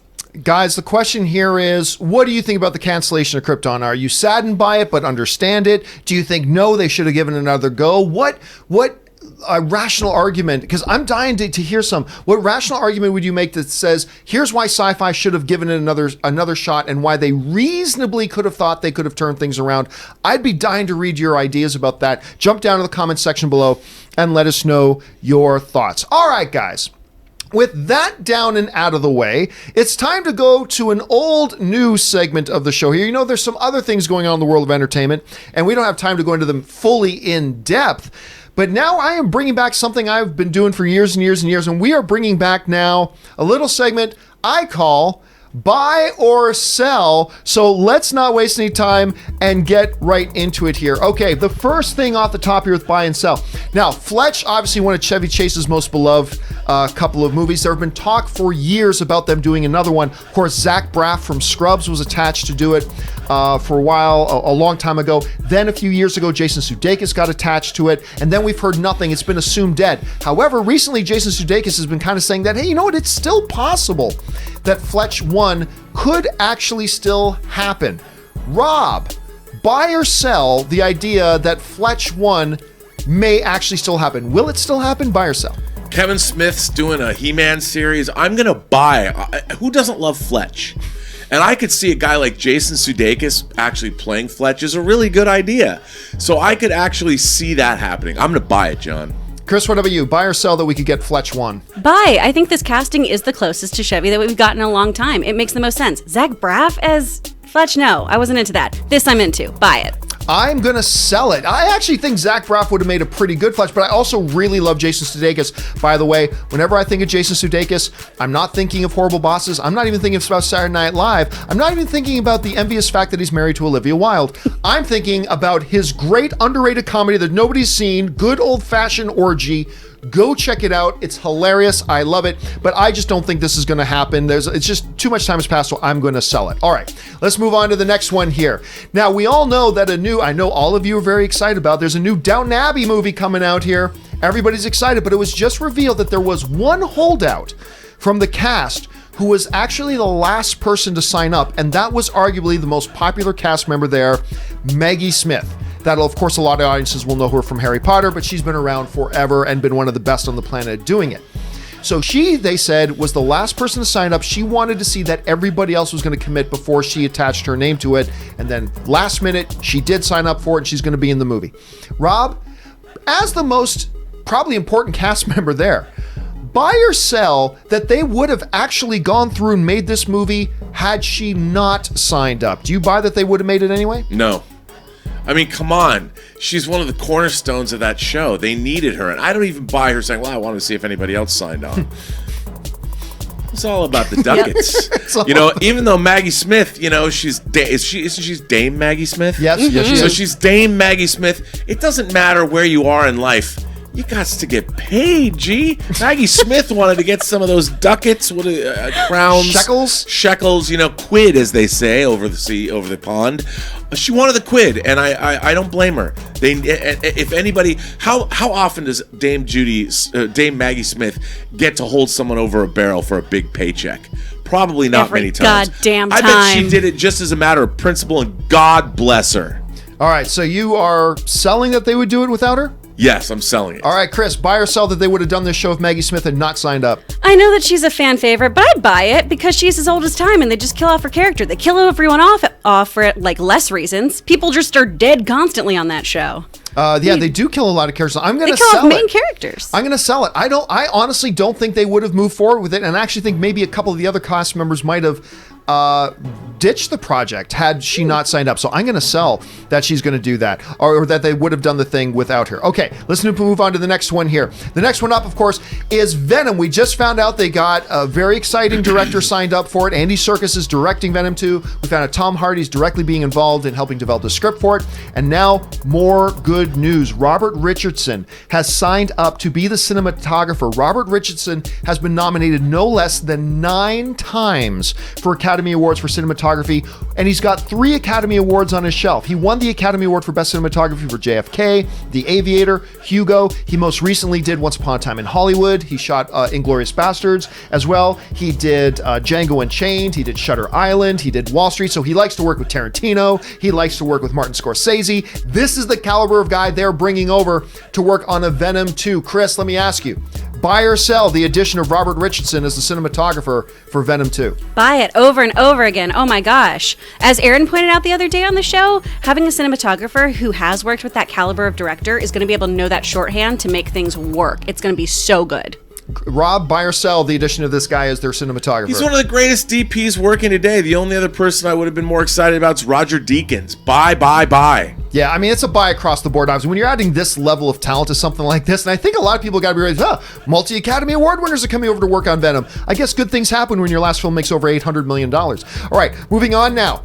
One of the greatest, most iconic names in animation history, Hayao Miyazaki, is being honored with the 2019 Sklar Creative Visionary Award. Of course, he has made films, obviously, like Howl's Moving Castle, Ponyo, The Wind Rises, which he got nominated for an Academy Award for, by the way, and he is the owner of an honorary Academy Award as well. He's being honored with this award. The last time this award was handed out was to a guy, you might have heard of him by the name of Kevin Feige, as a visionary creative force. Rob, buy or sell Miyazaki getting awarded as a lifetime, honoring him as a creative force? Buy it. I mean, the man's one of the most incredible, other than Walt Disney, probably the most important animation figure of the modern age. You have to, of course, buy it. Kris, buy or sell? Buy it. This is the gateway drug to getting you to like anime. Like, buy.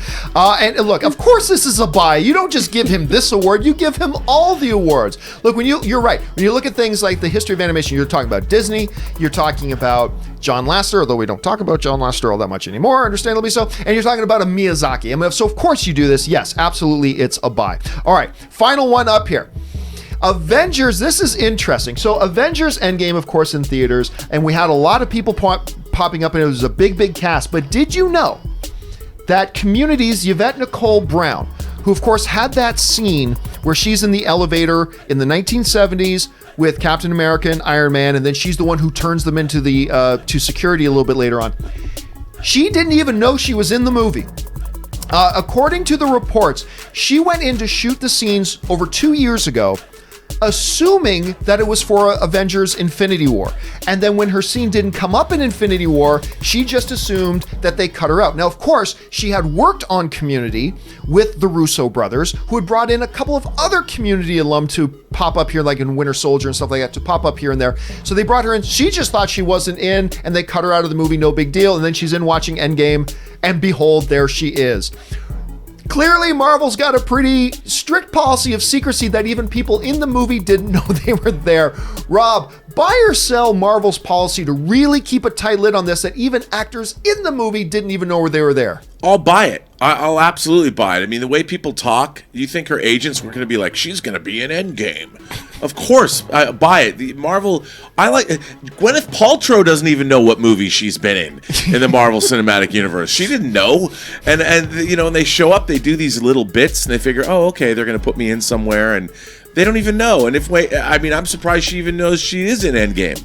Gwyneth Paltrow doesn't know she's in movies that have already come out. She doesn't know people she's been in scenes with. Kris, do you buy or sell this Marvel secrecy policy? To be fair, Gwyneth Paltrow's really busy writing about jade eggs and vaginal steaming, so she's got a lot on her plate. I buy it. No one knows what movie they're in when it comes to Marvel. They're all just showing up to set and hoping for the best, flying by the seat of their pants. I totally buy this. I'm going to sell it because, look, I get secrecy, but she did know she showed up on the set of your movie to shoot something. So if she's going to keep that quiet, she can keep it quiet that her scene makes it into the movie. So I think I understand tight security. I think there's taking a little bit too far, so I sell that habit of theirs. All right, guys, that will do it for that installment of Buy or Sell. What did you think about any of those topics at all? Jump down to the comment section below and let us know your thoughts. All right, guys. Hey, listen, we've been going for a little bit over an hour now, so we're going to go over and take your live questions here in just a minute. But before we do, we're going to take a short little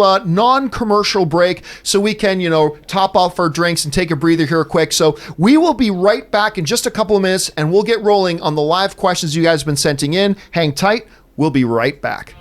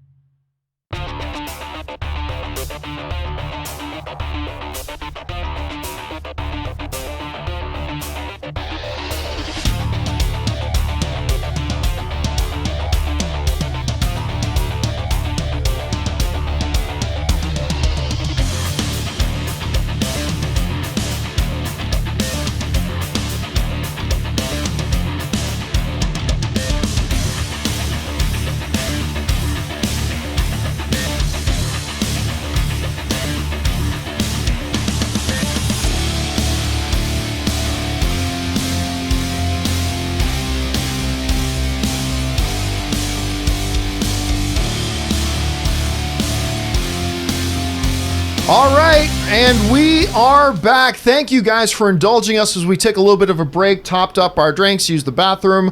I won't go into details about that. That's considered TMI. So listen, guys, now for the rest of the show. I don't know why I said that. We've got a whole bunch of questions that you guys have been firing and talk about live. So let's jump right on over and start taking those live questions. First thing up comes to us from Speed King 565, who writes, do you think hashtag boycott Mulan will hurt the remake? In North America, no. I mean, for those of you who don't know anything, and I don't want to spend much time on this, but the actress in the Mulan remake retweeted a meme that seemed to support the police in Hong Kong with all the problems going on in Hong Kong. And then that sparked everybody, or a bunch of people, to call for a boycott of the new Mulan film. I think it's getting way too worked up over somebody just expressing a thought about something, particularly a meme on Twitter. But how it will affect the movie internationally, it very well could. It very well could. I don't think it'll have that big of an impact in North America, but it could have a big one overseas. We'll have to keep an eye out on that. Jared McBride writes, what one actor would you like to sit down and talk to for 1 hour about anything? Life, movies, who would you choose? Mine would be Iron Man himself, Robert Downey Jr. That wouldn't be mine. That wouldn't be mine per se. But, gosh, if I had to pick somebody, I would probably go with a Peter O'Toole. If it's anybody living or not, I think I would love to talk about Peter O'Toole, because with that dude, you can talk about the different eras of Hollywood. You could talk about being in Lawrence of Arabia and being in Stardust, what I think is probably the most underrated film of all time. There's just so much you could get into with that guy. For me, it would be Peter O'Toole. What about you, Robert? Well, now, living or dead? Living or dead. You know, I think I'd want to talk to somebody who's still alive. I think Clint Eastwood. Ooh, that's a good one. I'd like to tell you, he's had a very storied career, worked with a lot of people, but dead, Humphrey Bogart. Oh, he would have some stories. He would have a lot of them. Kris, what about you? Robin Williams. Oh, such a good one. That's a good one. Robin Williams would be a great one. Okay, thanks for asking that, Jared. All right, next up, Shama writes, Ghost Rider from ABC's to Agents of S.H.I.E.L.D. Ghost Rider from ABC's Agents of S.H.I.E.L.D. moves to Hulu. Actually, it didn't move to Hulu. Reports are saying it was never actually intended to be on ABC in the first place, but whatever. Moves to Hulu. Hulu's Runaways will cross over with Freeform's Cloak and Dagger. Is big crossover event possible between the platforms? Look. It's obviously we're getting a crossover event with Cloak and Dagger and Hulu. Mm-hmm. Does Cloak and Dagger and Runaways constitute a big crossover? I don't know. I'm not so sure. Whether or not they'll incorporate in Ghost Rider, I don't think so, because Ghost Rider is technically, because of the nature of Agents of S.H.I.E.L.D., is technically in the MCU, although the MCU has never referenced Agents of S.H.I.E.L.D., ever. So there could be a problem with bringing Ghost Rider into, say, Cloak and Dagger, because then that would legitimize Cloak and Dagger as actually being in the MCU, and I don't think Kevin Feige wants that. So it's a good question. We'll have to see how that kind of unfolds. I'm going to guess right now, I'm going to guess no, but we are already getting to some degree one with the Cloak and Dagger and Runaways, and God, I love Runaways.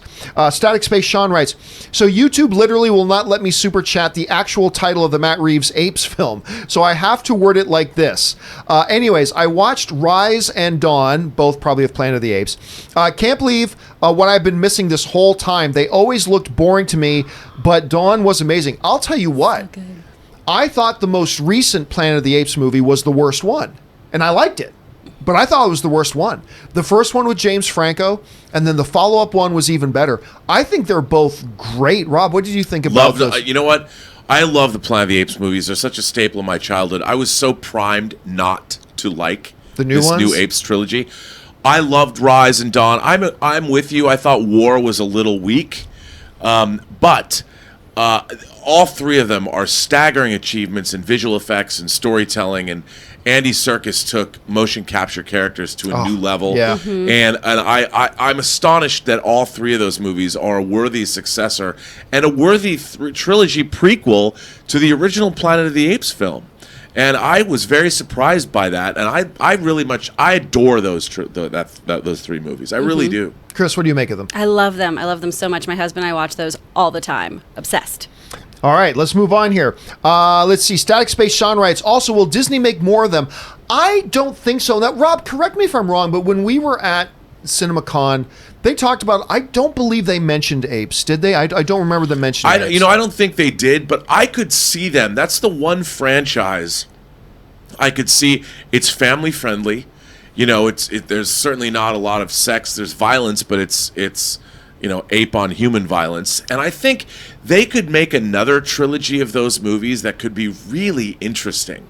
I would love to see them continue, but like you, they're very costly, very time consuming to make. So I don't know if we'll see them, but I certainly love those 3 films and would love to see more. With Caesar gone, it's tough. Yeah. It's tough, but you're right. It's possible. Especially, Disney's always looking for blockbusters. It's possible. Nathan Oswald writes, it all makes sense now why you favored Thor all these years, because no matter how much you claim to love me, you could never have a frost giant sitting on the throne of Asgard.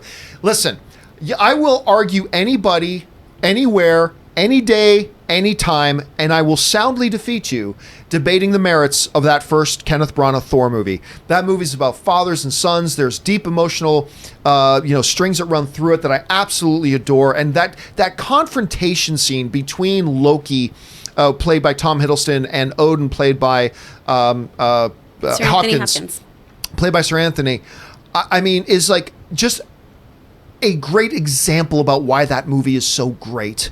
I love this movie. It does not get the credit it deserves. I believe it is the second most underrated and underappreciated comic book film of all time, just behind Man of Steel, which is the most underrated comic book film of all time.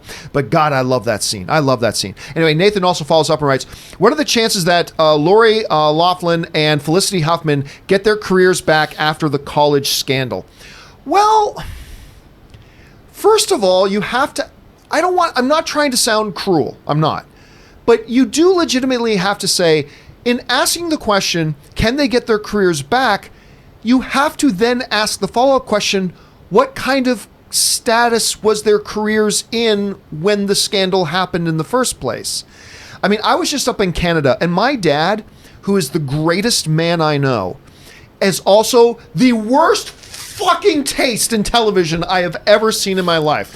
He seriously, whenever I'm there, he watches all this BS, Home and Heart Ranch, or like it's these piddly Canadian made, nothing TV novella, like Life on the Farm, Life on the Horse Ranch, where everything's good and nice and everything. And I kid you not. So we're there. We're there in Canada. Like, I was just there for a trip. Me and we took Ray with us. We took our buddy Rian with us. Kaori came. And at the end of every evening, before we'd go to bed, we'd pop on a few episodes of The Office, right? And we got home late one night. My dad was still up watching one of these bullshit, terrible shows. And like, Dad, you mind if we take this? I just can't take it. I cannot take this stuff. Can we please, commandeer the TV? He goes, all right, go ahead. So my dad goes over to the other side of the rec room to do some work. And we sit down, start putting on The Office. And The Office is awesome. We're laughing. My dad comes in. How can you like this type of idiots over this other good, wholesome stuff? You think these idiots are funny? Yeah, Dad, these idiots are funny. Anyway, what were we even talking about? Oh, yes. Anyway, the reason I got into all that is because on one of these terrible, terrible, terrible shows that my dad watches, Lori Loughlin was one of the stars. Mm-hmm. It's kind of like the equivalent of like Hallmark's, BS movies of the week. Yeah. Your dad and I would get along great. Right, but now Felicity Huffman, I believe, was supposed to have like a new series starting pretty soon. But can they get them back? Yeah, I think North American audiences in particular, correct me if I'm wrong, but we love good comeback stories. They didn't beat Baby Seals to death.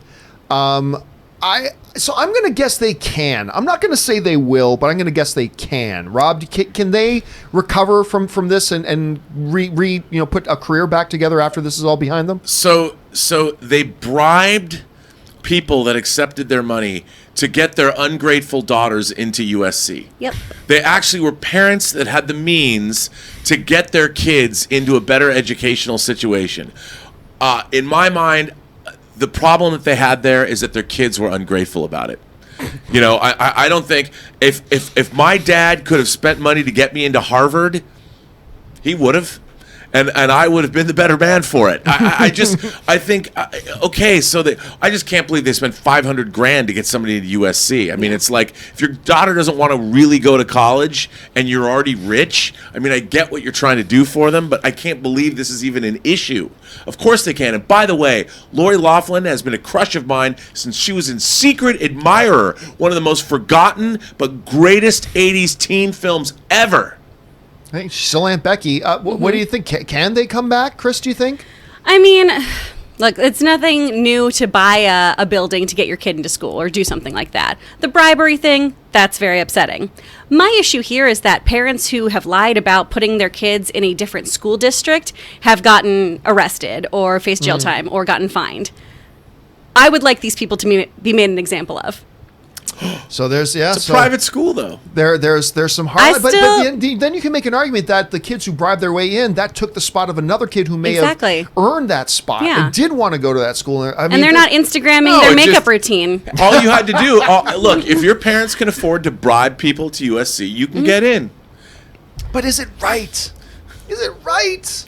The world is an unfair place. It is an unfair place. And rich people have an advantage. And Aunt Becky's going to pay for it now. Becky's going to pay for it. All right, we got to move on here. Nathan Oswald writes, what are the... that was Nathan. Okay, Metal Vegan writes, hey, John and Rob, I went to a convention over the weekend and got to meet James Hong. James Hong. In costume as David Lopan from Big Trouble. Ric Flair. Woo! Clive Barker. What actor or wrestler would you like to meet if you had the chance, past or present? Well, that seems to be a theme of today. Well, I mean, obviously I already mentioned Peter O'Toole. But I mean, if we're talking about wrestlers, probably I would have to go Bret the Hitman Hart, who is a good Canadian kid. I've never had a chance, but I would love to sit down and talk to him about the Montreal screw job, the different eras in wrestling and all that kind of stuff. I mean, he's worked with the best of the best. He's worked with Ric Flair. He's worked with Hulk Hogan. He's worked with Hunter Hearst Helmsley. He's worked with Stone Cold Steve Austin. He's worked with Dwayne The Rock Johnson. I mean, he's worked with them all. So I guess that would be one for me. Rob, what about you? Well, first of all, I'd have to meet Ric Flair because I kind of patterned my heel character for the Schmodown after him, and I would love to meet Ric Flair. But I'm reading this, and I'm like, you met James Hong dressed as David Lopan from Big Trouble in Little China. How cool now, does that mean that James Hong was actually dressed as Lopan, or were you dressed as Lopan when you met James Hong? Because if I saw James Hong dressed as David Lopan, I would faint dead away because I love Big Trouble in Little China. I couldn't believe that David Lopan was standing in front of me in full regalia. I love James Hong. He's almost 90.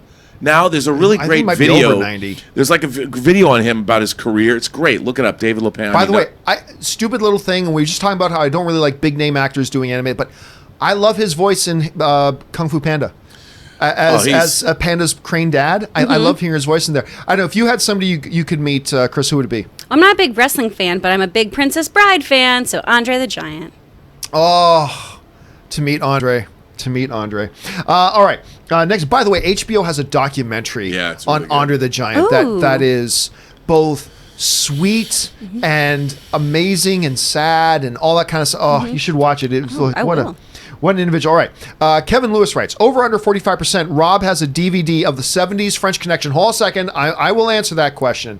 There is no way Robert Meyer Burnett does not have a DVD or Blu-ray of the 70s French Connection. I'm going to take way over 45% on that. 100%? You just redeemed yourself because I was like, DVD? Of course I own the French Connection. I am a William Friedkin fiend. He's one of my favorite directors. I love the French Connection, and yes, I do. Yes, I own it. All right, here. Rinal Alir writes, what is the scariest movie you've ever seen still to this day? American Werewolf in London. Pat Drury writes, over under 20% that we see new Jedis in episode 9. I'll go over 25%, even if it's just in like a post-credit or at the very end where they start. And by the way, I think new Jedis might be renamed Skywalkers, hence the term Rise of Skywalker. Nobody's told me that. I'm just guessing. But that's where I'm at on that. So I'm going to take over 20% on that. Noel Nguyen writes, what's the criteria for a movie to be considered a foreign film during award season? I ask because The Farewell is considered a foreign film for awards. Where I know this, it's not about who's in it. It's not about the actors in it. I believe it's the main money behind the movie. Is that not the main criteria? But where does the money come from? I think it's a production issue. Well, yeah, I think The Farewell it was a domestic movie. I think it's a whole thing. Where does the production originate from? And it also, I think, has to be, because UK movies, it's got to be, I think, a non-English language movie, or it has to come. Although I'm not sure. Yeah, I don't think it has to be non-English, because Canadian films count. I believe they count Canadian foreign, films as foreign. Oh. Because I could be wrong. but I think I've seen a couple of Canadian films nominated for Best Foreign Film before. I could be wrong, or Australia would have to be. They speak English, and I'm sure. Yeah, UK films. I mean, I'm not sure. That's interesting. It's a good question, but I think Rob is right. I think it's about where does it originate from, and that goes right back to the money people and all that kind of stuff. So I think that's it. And I don't know enough about The Farewell to know. I'm like, Rob, you're saying it was actually a domestic production? I think it's a domestic production. Yeah, so it may very well not be a foreign film at all. All right, next one up. Draco Eris writes. Oh, no, sorry. Kevin Lewis writes. Over under 40. Rob has DVD of 7-Ups with Roy Schneider, Pre's Jaw 7. I got to tell you straight up, I don't even know what that movie is. So I'm going to go under 40% that Robert owns 7-Ups. Nope, I own it on Blu-ray. I have the do. 7-Ups on Blu-ray. Great car chase movie. I love Roy Scheider, who is, by the way, in The French Connection, of course. And I'm a huge, huge fan. What you should ask me is if I own Romeo is Bleeding on Blu-ray, which is, of course, yes, but that's another one of Roy Scheider's later performances that I love. Great Gary Oldman performance. By the way, a lot of people, understandably, when people think Roy Schneider, they think Jaws. I get that. I think of two other things, actually. And one I can't even remember the title of. I hope you guys can help me with the title. One is obviously Blue Thunder. I loved Blue Thunder as a kid. Love that movie. Still good. I still think of that test that he does. Like he's wondering if he's going insane. It's like the thing to still check if you're still got all your marbles is your sense of time. And he sets a stopwatch and then he drives and he sees if he's got. It's amazing. But Blue Thunder is great. But then he did this really cheesy, schlocky underwater submarine like Sci-Fi network show, and I'm trying to remember where he's like the captain of some like sci-fi kind of submarine, and I can't remember the name of it. And Amblin Entertainment made it. Did they? Yeah, Steven Spielberg produced it. Yeah, I can't remember the name of it. But I remember seeing that's like Roy Schneider's in this? Seriously? Okay. Is it like, it's not Sequest, it's something else. It might be Sequest, like Sequest and then a year. DS, it's something DSV. But I think you're right. Deep submersible vehicle. I think you're right. It is Sequest. The chat is saying Sequest. The chat is seeing Sequest. There we go. Thank you, chat. Good job, chat. All right, thanks, JB. Now Draco writes, I don't get the negative comments for the Cats trailer / movie, which is totally fine. Art is subjective. I think that the movie looks elegant, and it's my most highly anticipated film this December. Well, listen, I'll tell you what. I do believe the trailer looks terrible.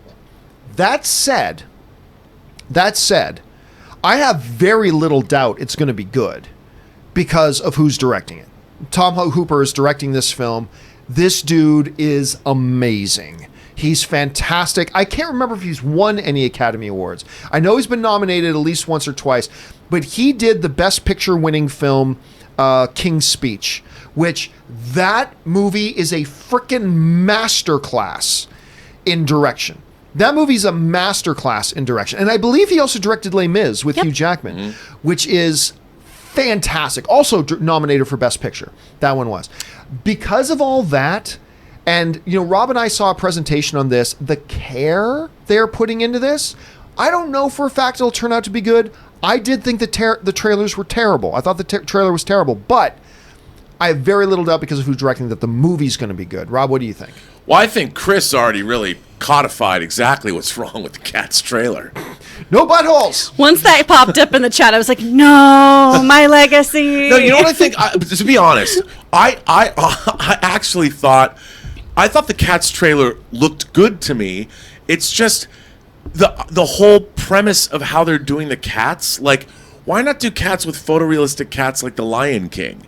It's the whole people who aren't cats, but they're playing cats. They were going more for the stage rendition. But then just put them in a lycra suit. It's a weird. Yeah, it's a weird. I think what I can't wrap my head around is that choice. I'm always talking about verisimilitude. I'm looking at this going, why did they choose to do cats this way? I mean, it's everything else looks real and cool. The production design's lavish, and yet you're watching people who look like they could also be in a high school play, even though it's beautiful CG. It's weird. I think once we see the movie and you realize the reality, like the first 10 minutes, and you buy into it, I think you might like the movie. You're the song and dance man. I bet you love this movie. I hope I do. I really hope I do. And you know what the funny thing is? Everybody doesn't like the look of the cats. I dislike the trailer, but I actually thought visually it looked really good. I liked the look of the cats. I did, but I just still didn't make me think the trailer looked any good. I don't like anything about it. I keep thinking about my dad, Jeff Carr, going, what idea lost out to this one?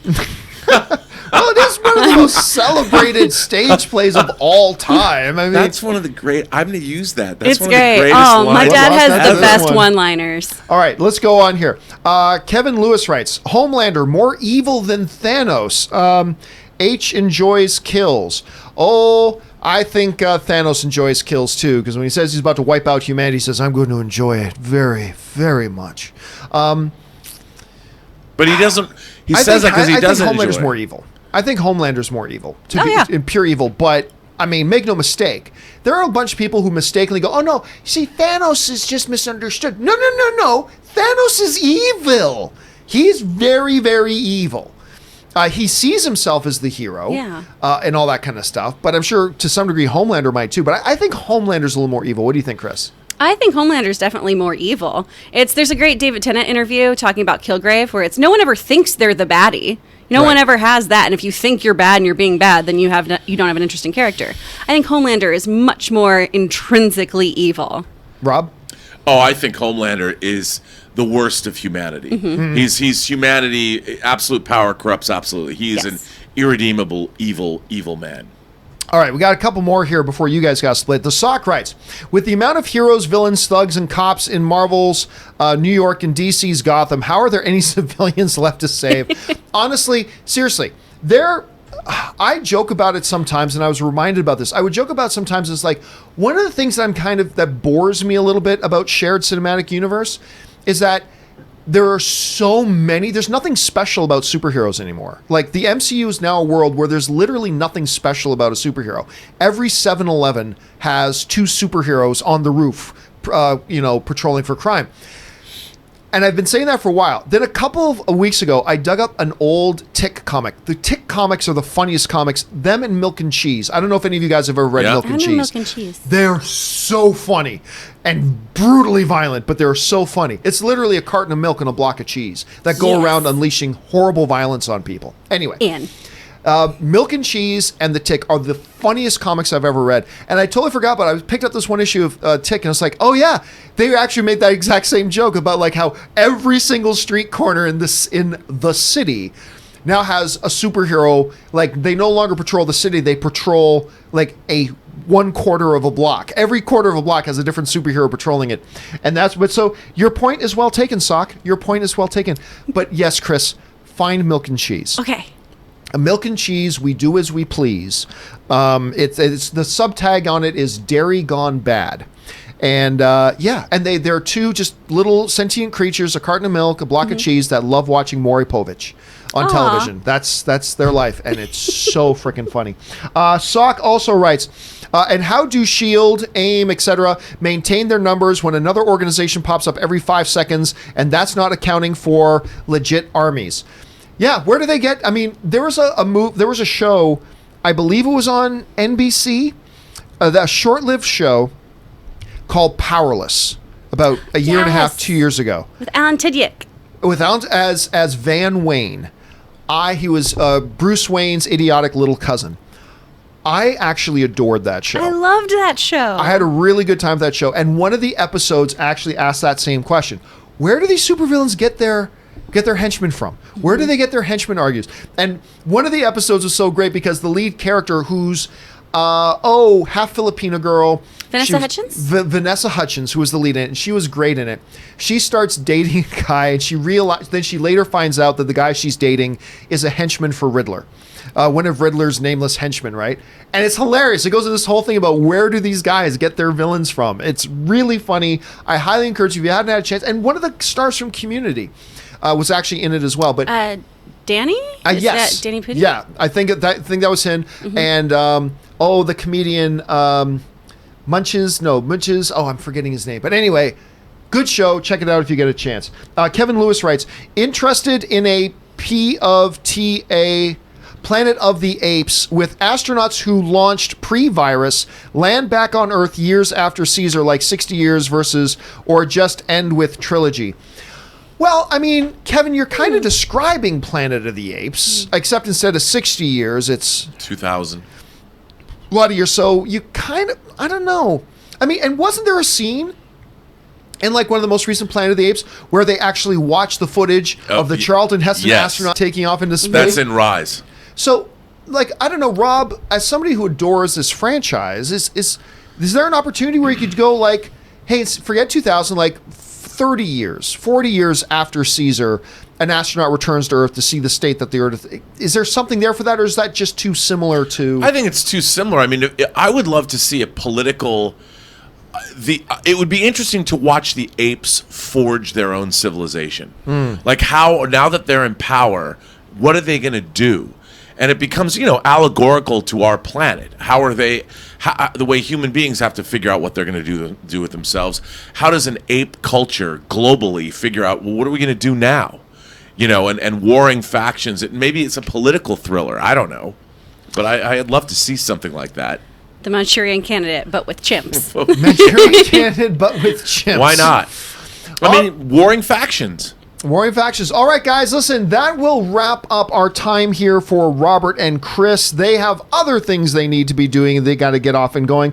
But Robert, always awesome having you here, and I am never cease to be amazed by which films you actually own on DVD or Blu-ray at this point.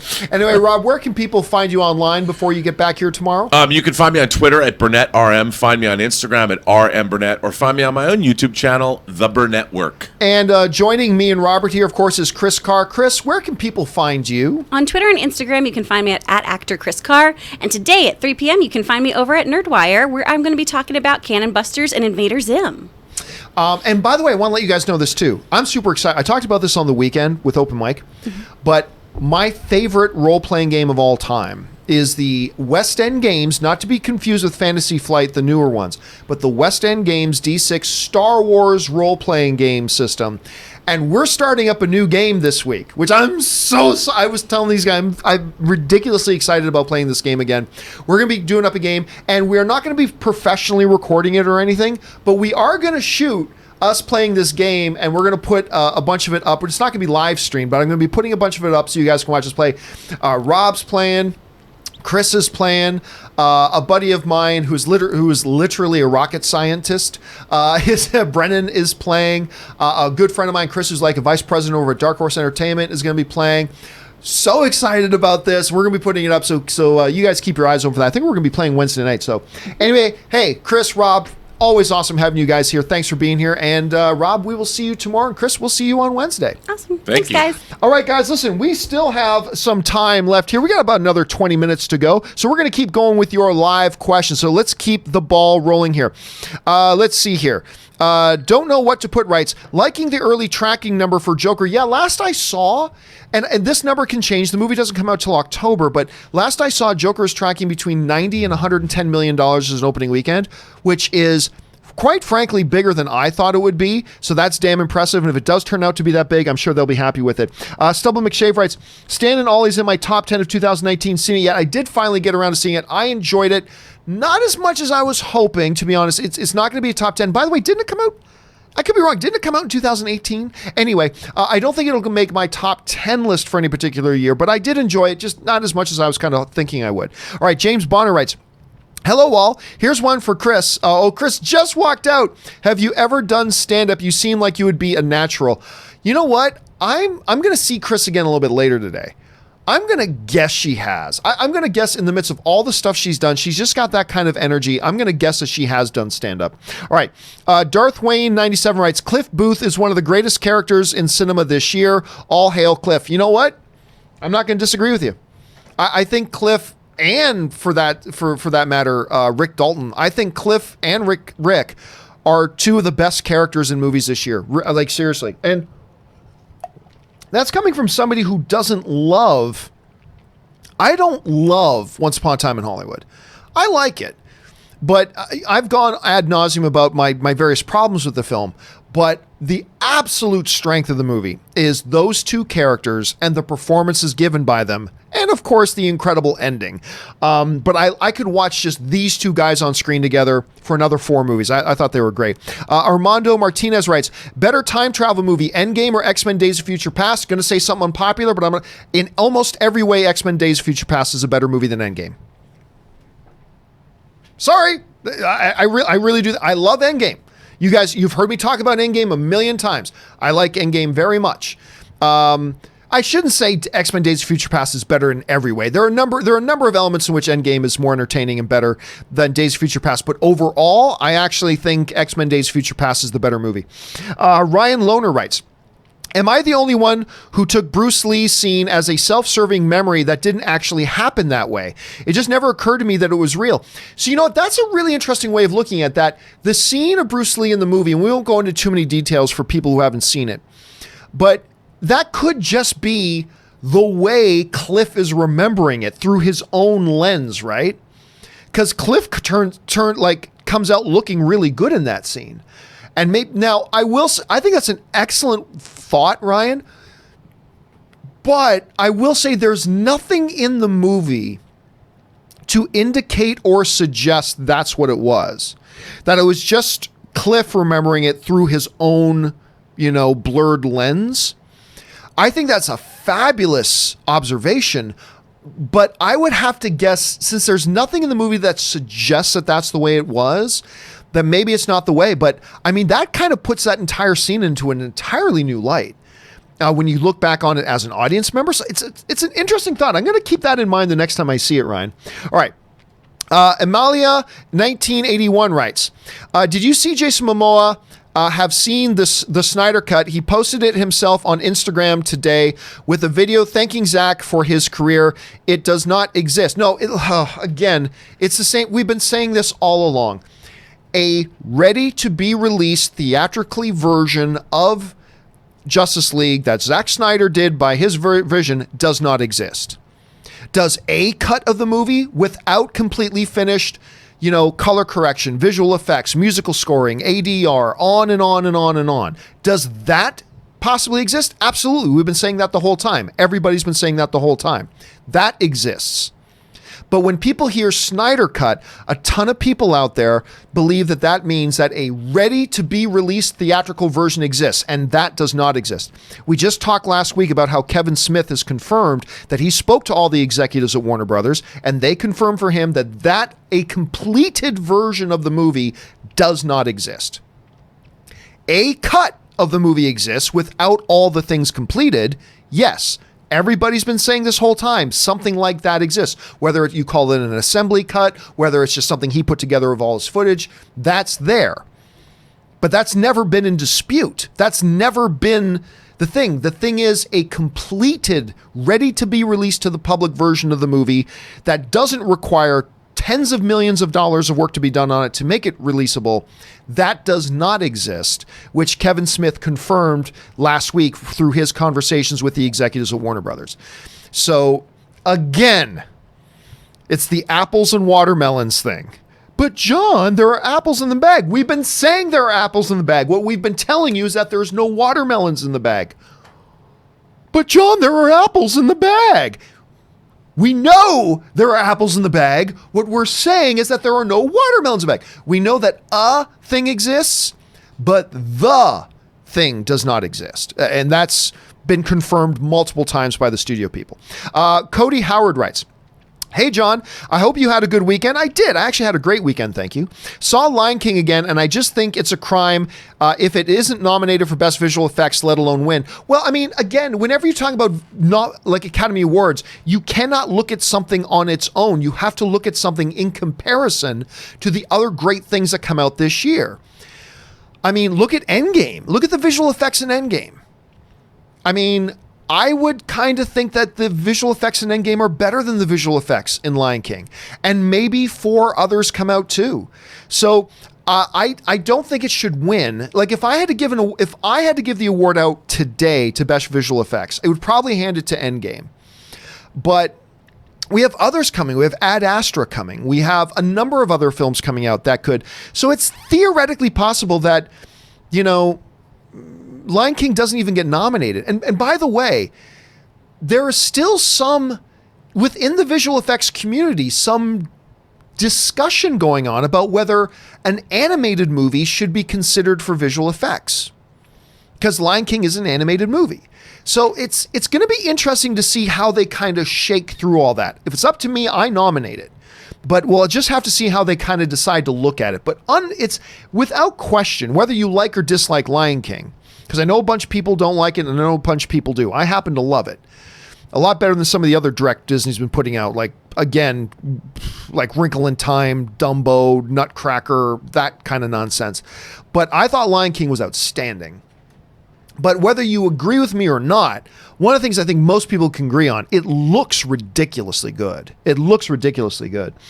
James Argenta writes, are you doing D23 panel reviews this weekend? Yes, but only the two main ones. Only the Disney presentation and the D+, like Disney Studios and their film companies presentation and the Disney Plus presentation. Those are, a matter of fact, the only two panels I'm even going to go to. So I am going to be doing reviews. Me and Chris Carr will both be at D23. We're going to watch them. We're going to do some reports about those panels, and we will be reporting on those, and they will be going up on the YouTube channel. Keep your eyes open for that. All right, Dylan Wolf writes, Rob, before this weekend, unfortunately he's not here right now. Before this weekend, I had seen Fast and Furious 1 through 4, but they were always meh for me. Your passion made me try it again, and I loved all 8. Thanks. Yeah, I do not like, well, first of all, I don't like 1 through 3.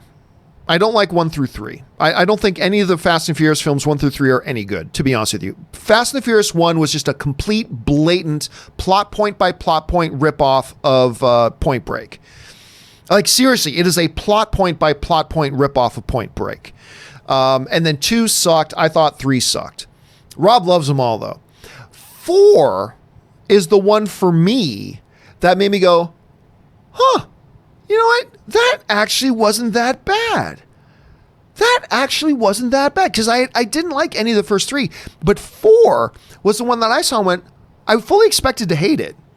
And I came out of going, you know what? That wasn't so bad. And then obviously 5 blew the lid off. They brought in Dwayne "The Rock" Johnson. Suddenly the whole thing exploded and all that. And the rest has been history.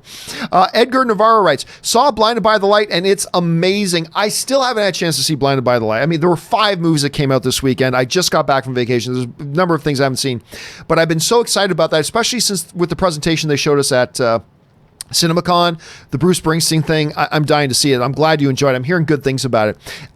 Esteval Garcia writes, it's The Matrix's 20th anniversary re-release August 30th. That's one I'll probably go back out to a theater to see on the big screen again. Maybe not Matrix 2, although I like Matrix 2. Certainly not Matrix 3, because I hated Matrix 3. But The Matrix, the first one, that's one I'll go to see on the big screen again. Zaya writes, which is more ridiculous, Ketchup on Eggs or a movie receiving 4 acting nominations at the Oscars but no directing nomination? Well, Ketchup on Eggs is the most disgusting, but I will never understand. When you look, I get how a movie can be nominated for best movie and the director not get nominated for director. I understand how that can work. I do. I get it. It's a little bit of a stretch, but I can understand it because of all the factors that go into it, which I won't go into now. But the director's number one job, to me, is to get the best performance and the right kind of performance out of their actors for the characters they're playing in their movie. That's the number one thing. Now, there's a lot of other very, very, very important things for a director to do in a movie, but to me, the first job is to get the best performance possible out of the actors and the right kind of performance to make sure it fits in and blends in well with the overall tone that the director is going for. The number one job is working with the actors. I will never understand how a movie can have a nomination for Best Picture of the Year and then have 3+ acting nominations, like 3 Billboards a couple years ago. Nominated for Best Picture, 3 nominations for acting. 2 of them won the Academy Awards for acting. Frances McDormand and Sam Rockwell won. Woody Harrelson was also nominated. So the director brought out the best performances. 2 of them won the Academy Awards, and the film was nominated for Best Picture, but he doesn't get nominated for Best Director?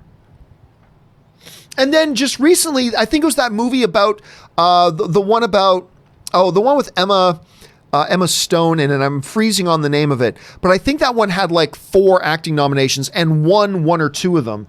Also, now I got to look it up. Forgive me for killing time here, guys, but it's killing me that I'm forgetting the name of the film because it was like freaking great. It was called The Favorite. The Favorite. Okay, so The Favorite gets nominated for Best Picture, okay? It got nominated for Best Picture of the Year. It was also nominated for Best Actress in a Leading Role, which won. Olivia Colman won Best Actress. And then it was also nominated for Best Supporting Actress twice for Emma Stone and for Rachel Weisz, and something else. But you know what? I'm wrong about that one because Yorgos was nominated for Best Director for that one. But at any rate, going back to the 3 Billboards one, how you can have 2 of the actors win Academy Awards, a 3rd one nominated, and that's the first priority of the director, and the picture overall gets nominated for Best Picture, and yet that director doesn't get nominated for Best Director. There's something wrong with that. I will never understand that. I will never accept that. That's one of the dumbest things I've ever seen. It's absolutely one of the dumbest things I've ever seen. But that's just me. Okay, Willow Yang writes, it was funny that you thought Mindhunter was about a superhero with psychic abilities.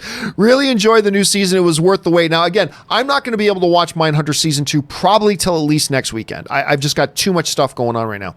But it's true, because I had only heard of Mindhunter. I didn't know anything about it. Nothing. I just heard this new series on Netflix called Mindhunter is really good.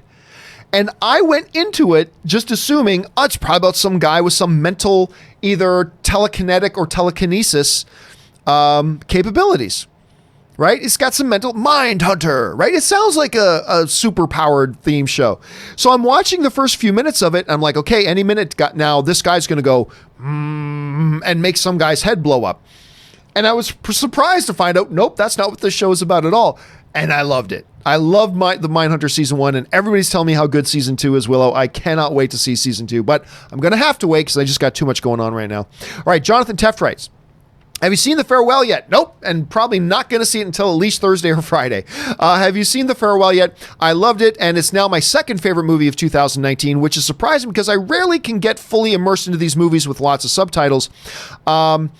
Listen, again, I just continuously hear everybody, I think maybe with the exception of one person who wrote in on the show a few days ago who it didn't quite work for them, and that's fine. That's the subjectivity of film. But everybody I know that I've talked to that has seen The Farewell, many of them, it's their number 1 film of the year. Almost all of them, it's in their top 5. I mean, which is ridiculous. I'm hearing just universal approval for this movie that everybody loves, and Anne's dying to see it, and I just haven't been able to get the time to go and see it, which is getting really, really frustrating because I got to see this thing. Jonathan Teft also follows up and writes, I'm so excited for Kevin Smith's new Masters of the Universe animated series. Now, if we could just get the new movie made. I seriously, I still don't think this movie's happening. I just don't think this movie's happening. Now, look, you could look at it 2 ways. On the one hand, you could say, hey, if they're making this animated thing, that means they're not going to make the movie. Or you could look at it more optimistically and say them making the animated series on Netflix is partially a part of the plan to increase the profile of He-Man again so that they can roll out a live action movie. I still have my doubts this thing's going to happen. I really do. I don't know. I have a feeling this might be the animated series and that's it. And I'm still not sure how I feel about this animated series because, again, I love Kevin Smith. And I love Masters of the Universe. I just don't know if I see that as a fit. But then again, I wasn't in the pitch room. I don't know what Kevin Smith's vision of it was. It could be the greatest thing ever. Again, I'm a little bit confused by it, but hey, let's see how this thing turns out. All right. Harry Mudd writes, I think The Hunt will be released eventually. I'm of the opinion that I don't think it'll be released in theaters, but it'll get some sort of release. And to be honest with you, I don't even think it's that big of a deal because The Hunt always struck me as a borderline movie. What I mean by that is, to me, it's always felt like a movie to me that they probably weren't even sure if they were going to put this movie in theaters or whether they were going to put this movie in straight to home video or straight to a streaming service, right? To me, I kind of feel like it's always been one of those borderline movies. And so for them to change their mind last second and kind of nudge it into like a streaming release at some point, I'm not surprised. So I do believe it will be released. I 100% believe it'll get released. I'm just not sure. I don't think it'll be released in theaters. I think it'll get a direct to streaming release and straight to Blu-ray and whatever. And that's how people will discover it, which I think was maybe part of their thinking anyway at some point. But I'm not basing that on anything other than my own speculation. All right. Pixar fanification rights. Have you been back to Galaxy's Edge? Leaving tomorrow from Boston to experience it out there. So excited. I've been to Galaxy's Edge 3 times now. We were supposed to go last night, but we were just too busy and we couldn't go. We were supposed to go again last night. Couldn't. I love Galaxy's Edge. Now, I have said this before. I will say it again. I was madly in love with it my first time. Still madly in love with it the second time. But what I really noticed more the second time that it's missing is more or any real original trilogy stuff. I mean, the Falcon is there, but it's technically speaking, that's the Falcon of the new era of Star Wars movies. And I love it. It's great. I really feel like I'm in a Star Wars universe when I'm at Galaxy's Edge. It's fantastic. The experience is wonderful, but I really think it was a massively missed opportunity on their part to incorporate original trilogy stuff. I understand why they did, and I get their philosophy, but I still think it was a mistake. That being said, and understanding that big drawback, it's still a remarkable experience. And their main ride isn't even open yet. That's the funny thing. The main ride still isn't even open yet. But I have a really good time in there. I just really think they should have incorporated more original trilogy stuff. But hey, that's just me. But I've been to it several times, and I'm going to go back to it many, many, many more times. All right. Harry Mudd writes, Season 2 of Mindhunter satisfied me. A couple of weaker episodes towards the end of the season, but still a very good season. Yeah, Rob actually came in here this morning because I know he mentioned on the show here that he had watched Mindhunter already, Season 2. He binged it this weekend. But when he came in this morning, he was just like, have you seen Season 2 yet of Mindhunter? I'm like, no. He goes, dude, it's so good. So I know he loves it. I've been hearing from a number of people here, Harry, that they really, really enjoyed it as well. I love the first season. I can't wait to see the second one. I'm just going to have to wait for about another week before I get the time to do it. All right. Ben Rayner writes, I am so sorry. I was shooting for, there we go, the splenius capitis, and I accidentally flexed my splenius cervicus. Funniest scene of the year. I'm not going to go, for those few of you who have not seen Doom Patrol yet, that still actually might. I've got a feeling if you haven't watched Doom Patrol yet, you're not going to. But please check it out. It is so original. It is so bonkers. And yet they tackle with real deep issues in the most bonkers, ridiculous, comic booky kind of way. Fantastic performances, great inter-character relationships, blah, blah, blah. And absolutely probably the most bonkers scene of the year in any show anywhere. And it's that scene. I won't give everything away, but it's that scene that Ben is talking about. And if for no other reason, you need to check that show out. All right. Harry Mudd writes, Red Dwarf Season 3 start backwards is so hilarious, especially the last scene where Kat takes a dump. I have no idea what Red Dwarf is. I'm assuming that's a television show of some sorts. I don't even know what Red Dwarf is. I've never heard of it, so I can't comment on it at all. But I'm sure those of you who do know what it is, you can probably relate with what it is Harry's saying. I just don't know what that show is. Suthius writes, hey guys, worst Netflix movie I've seen is The Titan. I'm not even sure I know that one. Which one is the Titan? Because we were talking the other day about worst, because Netflix puts out so many garbage movies. So many of their original, like every once in a while they put out a really good one. But that's like 1 out of every 10. The rest of them are just absolute garbage. And somebody asked me the other day, which is the one that that I thought was the worst. And to me, it was the Forrest Whitaker one. I believe was called This Is How It Ends. Oh, this is the one with Sam Worthington. That's right. I never even bothered watching this one. I saw the first trailer for this one, and I thought it looked terrible. So I never bothered watching it, The Titan. So to me, again, I think the worst one I've ever seen on Netflix was This Is How It Ends. But The Titan looked pretty damn bad. I'll give you that one, dude. That one looks really bad. All right. Nick writes, Disney Plus just announced it starts streaming here in Australia November 19th. Holy crap. That's a year earlier than we were expecting. And yes, post was official. Yes, it's been announced that it's not just launching in the United States. It's going to be launching in the US, Australia, Canada, and I believe there was one other market. So day and date, when this thing launches, it's not just launching in the US. There's a number of other countries as well that include Australia, Canada, and I think 1 or 2 others. And then I think they do have plans to roll it out into some other countries later on. How long we got to wait for other countries to get them and how many other countries will get it, not sure. But if you live in Australia or Canada or one of the other countries they mentioned, it's coming in November when it launches in the United States, and that's got to be pretty exciting for people who live there. All right, JB Bonifacio writes, just saw Long Shot, Charlize in every movie, please. I really like that movie, and nobody went to go see it. That's the one with Seth Rogen and Charlize Theron. It's really clever. It's fun. It's very funny. Ann and I both had a really good time watching Long Shot. I honestly don't know why more people didn't go see it. It's really quite good. So anyway, JB, I'm glad you went out there and checked it out because I think it deserved a bigger audience than it got. All right. Ryan Albanesi writes, Saw Shawshank Redemption this weekend in the theater it premiered in. Wow. Okay. Toured the prison, met Frank Darabont and Ben Mankiewicz of TCM and attended a panel with cast and crew. Incredible experience.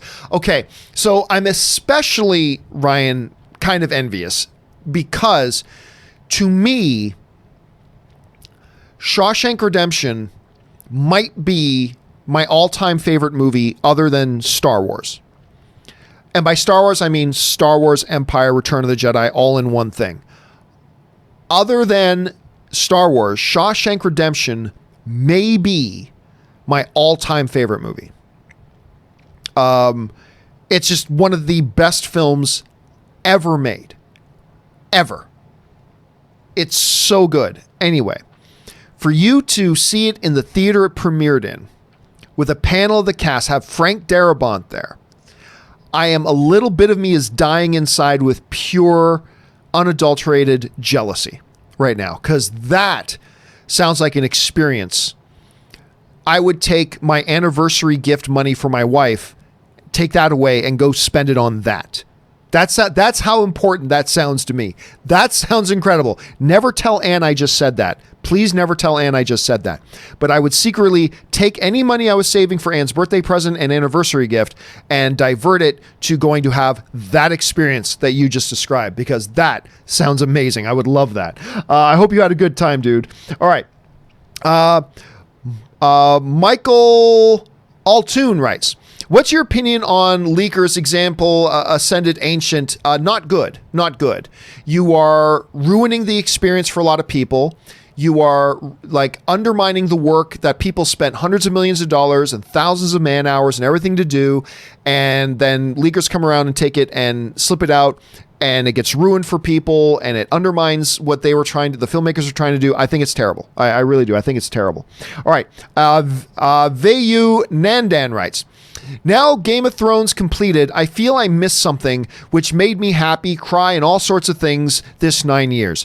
Do you think any show would bring this whole world together like Game of Thrones? Your thoughts on Game of Thrones and its impact. Listen, I have never been the biggest Game of Thrones fan in the world. I very much do like the show, and I appreciate it very much. I particularly love the last 3 seasons. The last 3 seasons were my favorite seasons. Anyway, which is in contrast to a lot of other people, just so you know. But there has never been a television show that has so completely captured the cultural zeitgeist like Game of Thrones did. There's never been a show that's done that. I'm not saying it's the greatest show of all time, because I don't believe it is or anything like that, but like every other TV show references Game of Thrones. The movies referencing Game of Thrones. Hell, even Parks and Rec would do direct references to Game of Thrones. I mean, it just so dominated the pop cultural landscape for so many years. Like, notwithstanding the divisive nature of the final season, which I thought was freaking brilliant. I thought the final season was brilliant. Rushed, but brilliant nonetheless. But I'm, other people have different opinions of that, and that's fine. But if you take that out of it, when you look at the majority of its lifespan, you've never seen a show like that before. It just, every Sunday night, it felt like the world came together to watch Game of Thrones when it was on. I really can't remember the last time anything like that was true. I can't remember the last time a show was out that had that kind of thing. Now, I think the idea is maybe the last time I felt something like that was with Ronald D. Moore's Battlestar Galactica, but that didn't have as many people watching it. That didn't have as many people watching it. So it's going to be a while, I think, before we get another television show that literally that night that it's out, the whole world comes together to watch the newest episode of that the night it drops. It's going to be a while. Love or hate the way Game of Thrones ended, and whether you're somebody who's in Game of Thrones or not, whether you love Game of Thrones or whether you're one of those people who love saying, I've never watched Game of Thrones, whatever, everybody knew Game of Thrones and everybody talked Game of Thrones. And like I said, it's like the world would get together to watch it every Sunday night. It's just something that we haven't seen before. And I do not know that we're going to see again for a while. I just don't know that we're going to see that again for a while. Yeah, you're not the only one wondering, what do we do now without Game of Thrones? I'm telling you what, HBO is wondering what do we do without Game of Thrones too. So anyway, there's that. Sharan Aurora writes, Mindhunter Season 2, Episode 4 ending. I dropped my jaw. Wow, I haven't seen it, so I can't comment on it, but I'll keep my eyes open for it when it does come. Harry Mudd writes, Shawshank Redemption still thrills me. It's like I said, other than Star Wars, it might. Don't hold me to this, but it might be my all-time favorite movie. I would put that in like after Star Wars, by which I mean New Hope, Empire, Return of the Jedi is one thing. After Star Wars, it's probably Shawshank, but there could be a fight in there for Lord of the Rings. There could be a fight in there for Lawrence of Arabia. There could be a bit of a fight in there for, a couple others right up there in the top 3 or 4. But yeah, every time it's on, everything else gets canceled. If I walk by television and Shawshank Redemption is on, anything else I got scheduled for that day gets put off because I got to stop and watch it. It's like one of the best things ever. All right. Robert Perez writes, can Coming to America work today? The movie from the 80s had jokes in them of the time, like Airplane. I'm not sure they can have the same humor. Yeah, it'll absolutely work today because, look, Coming to America you're thinking of happened in our world in that time period. This Coming to America will happen in our world in this time period. It will adapt. It's not like Coming to America was in a fictional world that happens and operates a certain way that worked in the 80s, but doing that exact same thing wouldn't work today. They won't do the exact same things. These are now characters who are living in 2019. Or by the time this movie comes out, 2020 or whenever it's coming out. So it will adapt for the time that it's in. So yeah, absolutely, Robert. I completely believe it can work. Will it work? Well, who knows? Any movie could be great. Any movie could be horrible. We won't know till we see it, but absolutely it can. It absolutely can. All right. Matthew Leach writes, One of two. Thoughts on Chad Stahelski working with Kathy Yan on some new crazier action scenes for Birds of Prey? I think people are overreacting to Wonder Woman 84. Just finished their reshoots last month and no one freaked out. I wish people would stop overreacting and realize Stahelski being on is a good thing. Well, I mean, here's what I think about that, Matthew. First of all, every big major film now goes in for reshoots. There was an era 10 years ago or more where a movie going in for reshoots was a troubling and concerning thing to hear. But today, all major films not only do reshoots, they plan them in advance. Kevin Feige's talked about this all the time. He says, you never really know what you got with your movie until you start putting it together in the edit and all that kind of stuff. So we plan time in advance to go back and do pickup shooting and do reshooting. They always do it. They plan it, they budget it. You got to be a big budget movie to budget for it, but they do. All the big ones do now. So nobody should ever get concerned when they hear a movie's going in for reshoots. Aside from that, the Chad Stahelski thing, I don't think it's that big of a deal, honestly. I like Chad Stahelski very much, but the reality is this. He's just going in to do some pickup shots and some action sequences. If Birds of Prey right now is a bad movie, what he's doing is not going to magically turn it into a good movie. I mean, that's just it. If it's a bad movie with a bad story and bad dialogue and all that kind of stuff, putting in a great action sequence isn't going to magically turn it into a good movie. Look at a bunch of the Transformers films. Horrible garbage with some terrific set piece action sequences, but that doesn't save a bad movie, you know?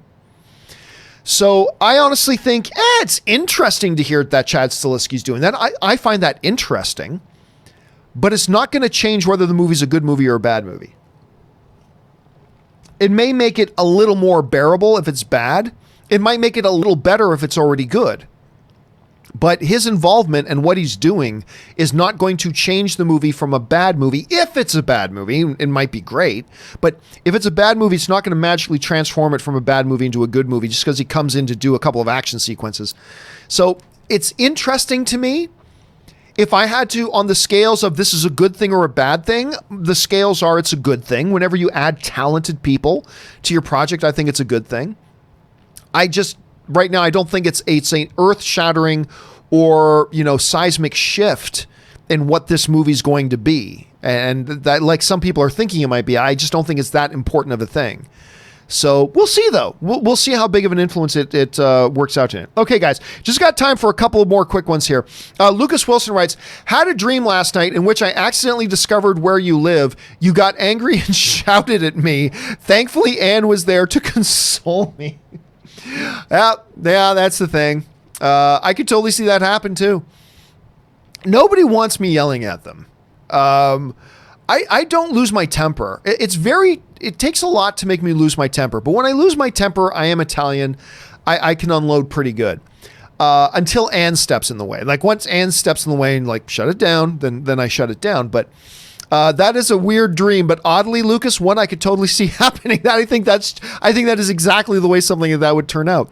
Okay, J Meister 25 writes, Zach Quinto's in talks to join Marvel. Yeah, I get I'm not going to get too worked up. First of all, I love Zachary Quinto, love that dude, but I'm not going to get too psyched up when I hear so-and-so's talking about joining the MCU. So-and-so's talking about the MCU. This other person, everybody on the planet, there's a story about them in talks to join the MCU. So I'm just at the point right now that I'm not going to get worked up or excited about it till I actually see a casting announcement that so-and-so is playing such and such a role.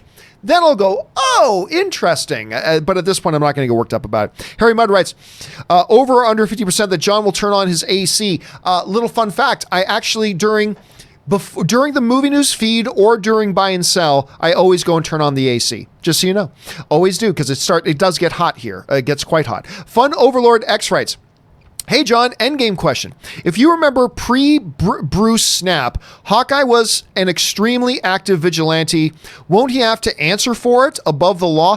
No, I mean, that's a big thing they've got to address, and I have a feeling that's something they're going to address in the new Hawkeye series. Because remember, not only was he going around unsanctioned murdering a lot of people. Now, you can make an argument, yeah, but he was murdering people who deserved it. Oh, fine, but he was still breaking the law everywhere he went. Remember, Rhodey was actually in the process of trying to hunt him down. I mean, they knew they had to bring him in. But then they needed him for something much more important. I have a feeling that that period of his life, going around the world, leaving masses of bodies everywhere, I have a feeling this series will address that. I don't know that for sure, but I have a feeling, Funlords, you're absolutely right. It's if they don't address it, that's a massive oversight. Because he went all over the world through many countries, leaving piles of bodies everywhere he went. That's got to be addressed. Whether that becomes the main point of the new show or whether that just becomes a side, something that's mentioned in the new show, I'm not sure. But one way or the other, it has to, at the very minimum, get addressed. Harry Mudd writes, Peter Fonda passed away the 16th. He rode his Harley to the sky. Yeah, we talked about that this weekend. The passing of Peter Fonda. I told some stories about it. It was really sad to hear because really, I think he was 79, which is not young, but I mean, for today, that's too young. You know, it's too young. I was really sad to hear about the passing. Again, we talked about that more at length this weekend. Holy Jeepus writes, have you heard of the Korean film The Divine Fury? Yes. It's about an MMA fighter who is an exorcist and he punches demons while exorcising the possessed. And yes, it is awesome. Playing in LA theaters right now. Okay, then I take back what I said. Because you say, have you heard The Divine Fury? Oh, yeah, I've heard The Divine Fury. But then you described it and I'm like, that doesn't sound like the movie I was thinking of. Okay, so let me maybe I have heard the title. I just assumed it was about something else like Mindhunter. I don't know. But let me just say right now, he punches demons while exorcising the possessed. A Korean MMA fighter. Okay, I'm on board. I've got to hunt this movie down. whatever and wherever this movie is. The Divine Fury from Korea, an MMA fighter who is an exorcist and he punches demons while exorcising the possessed. All right, I got to see where this thing is playing. Hold a second.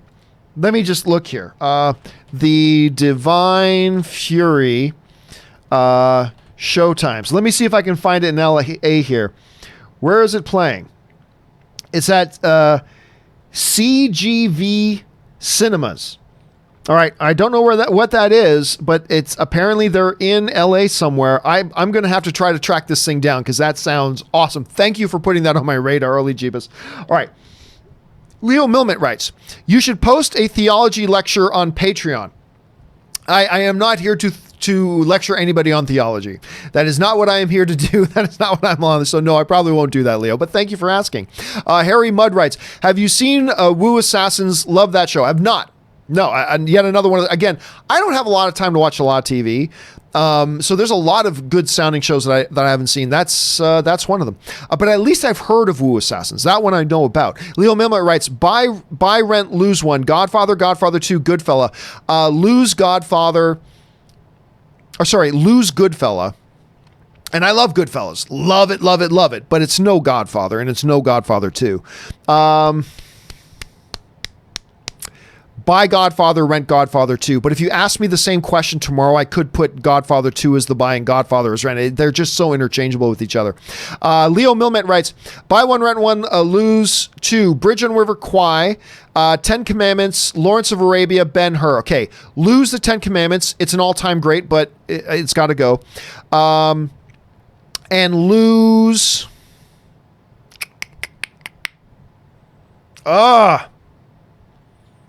Bridge on the River Kwai.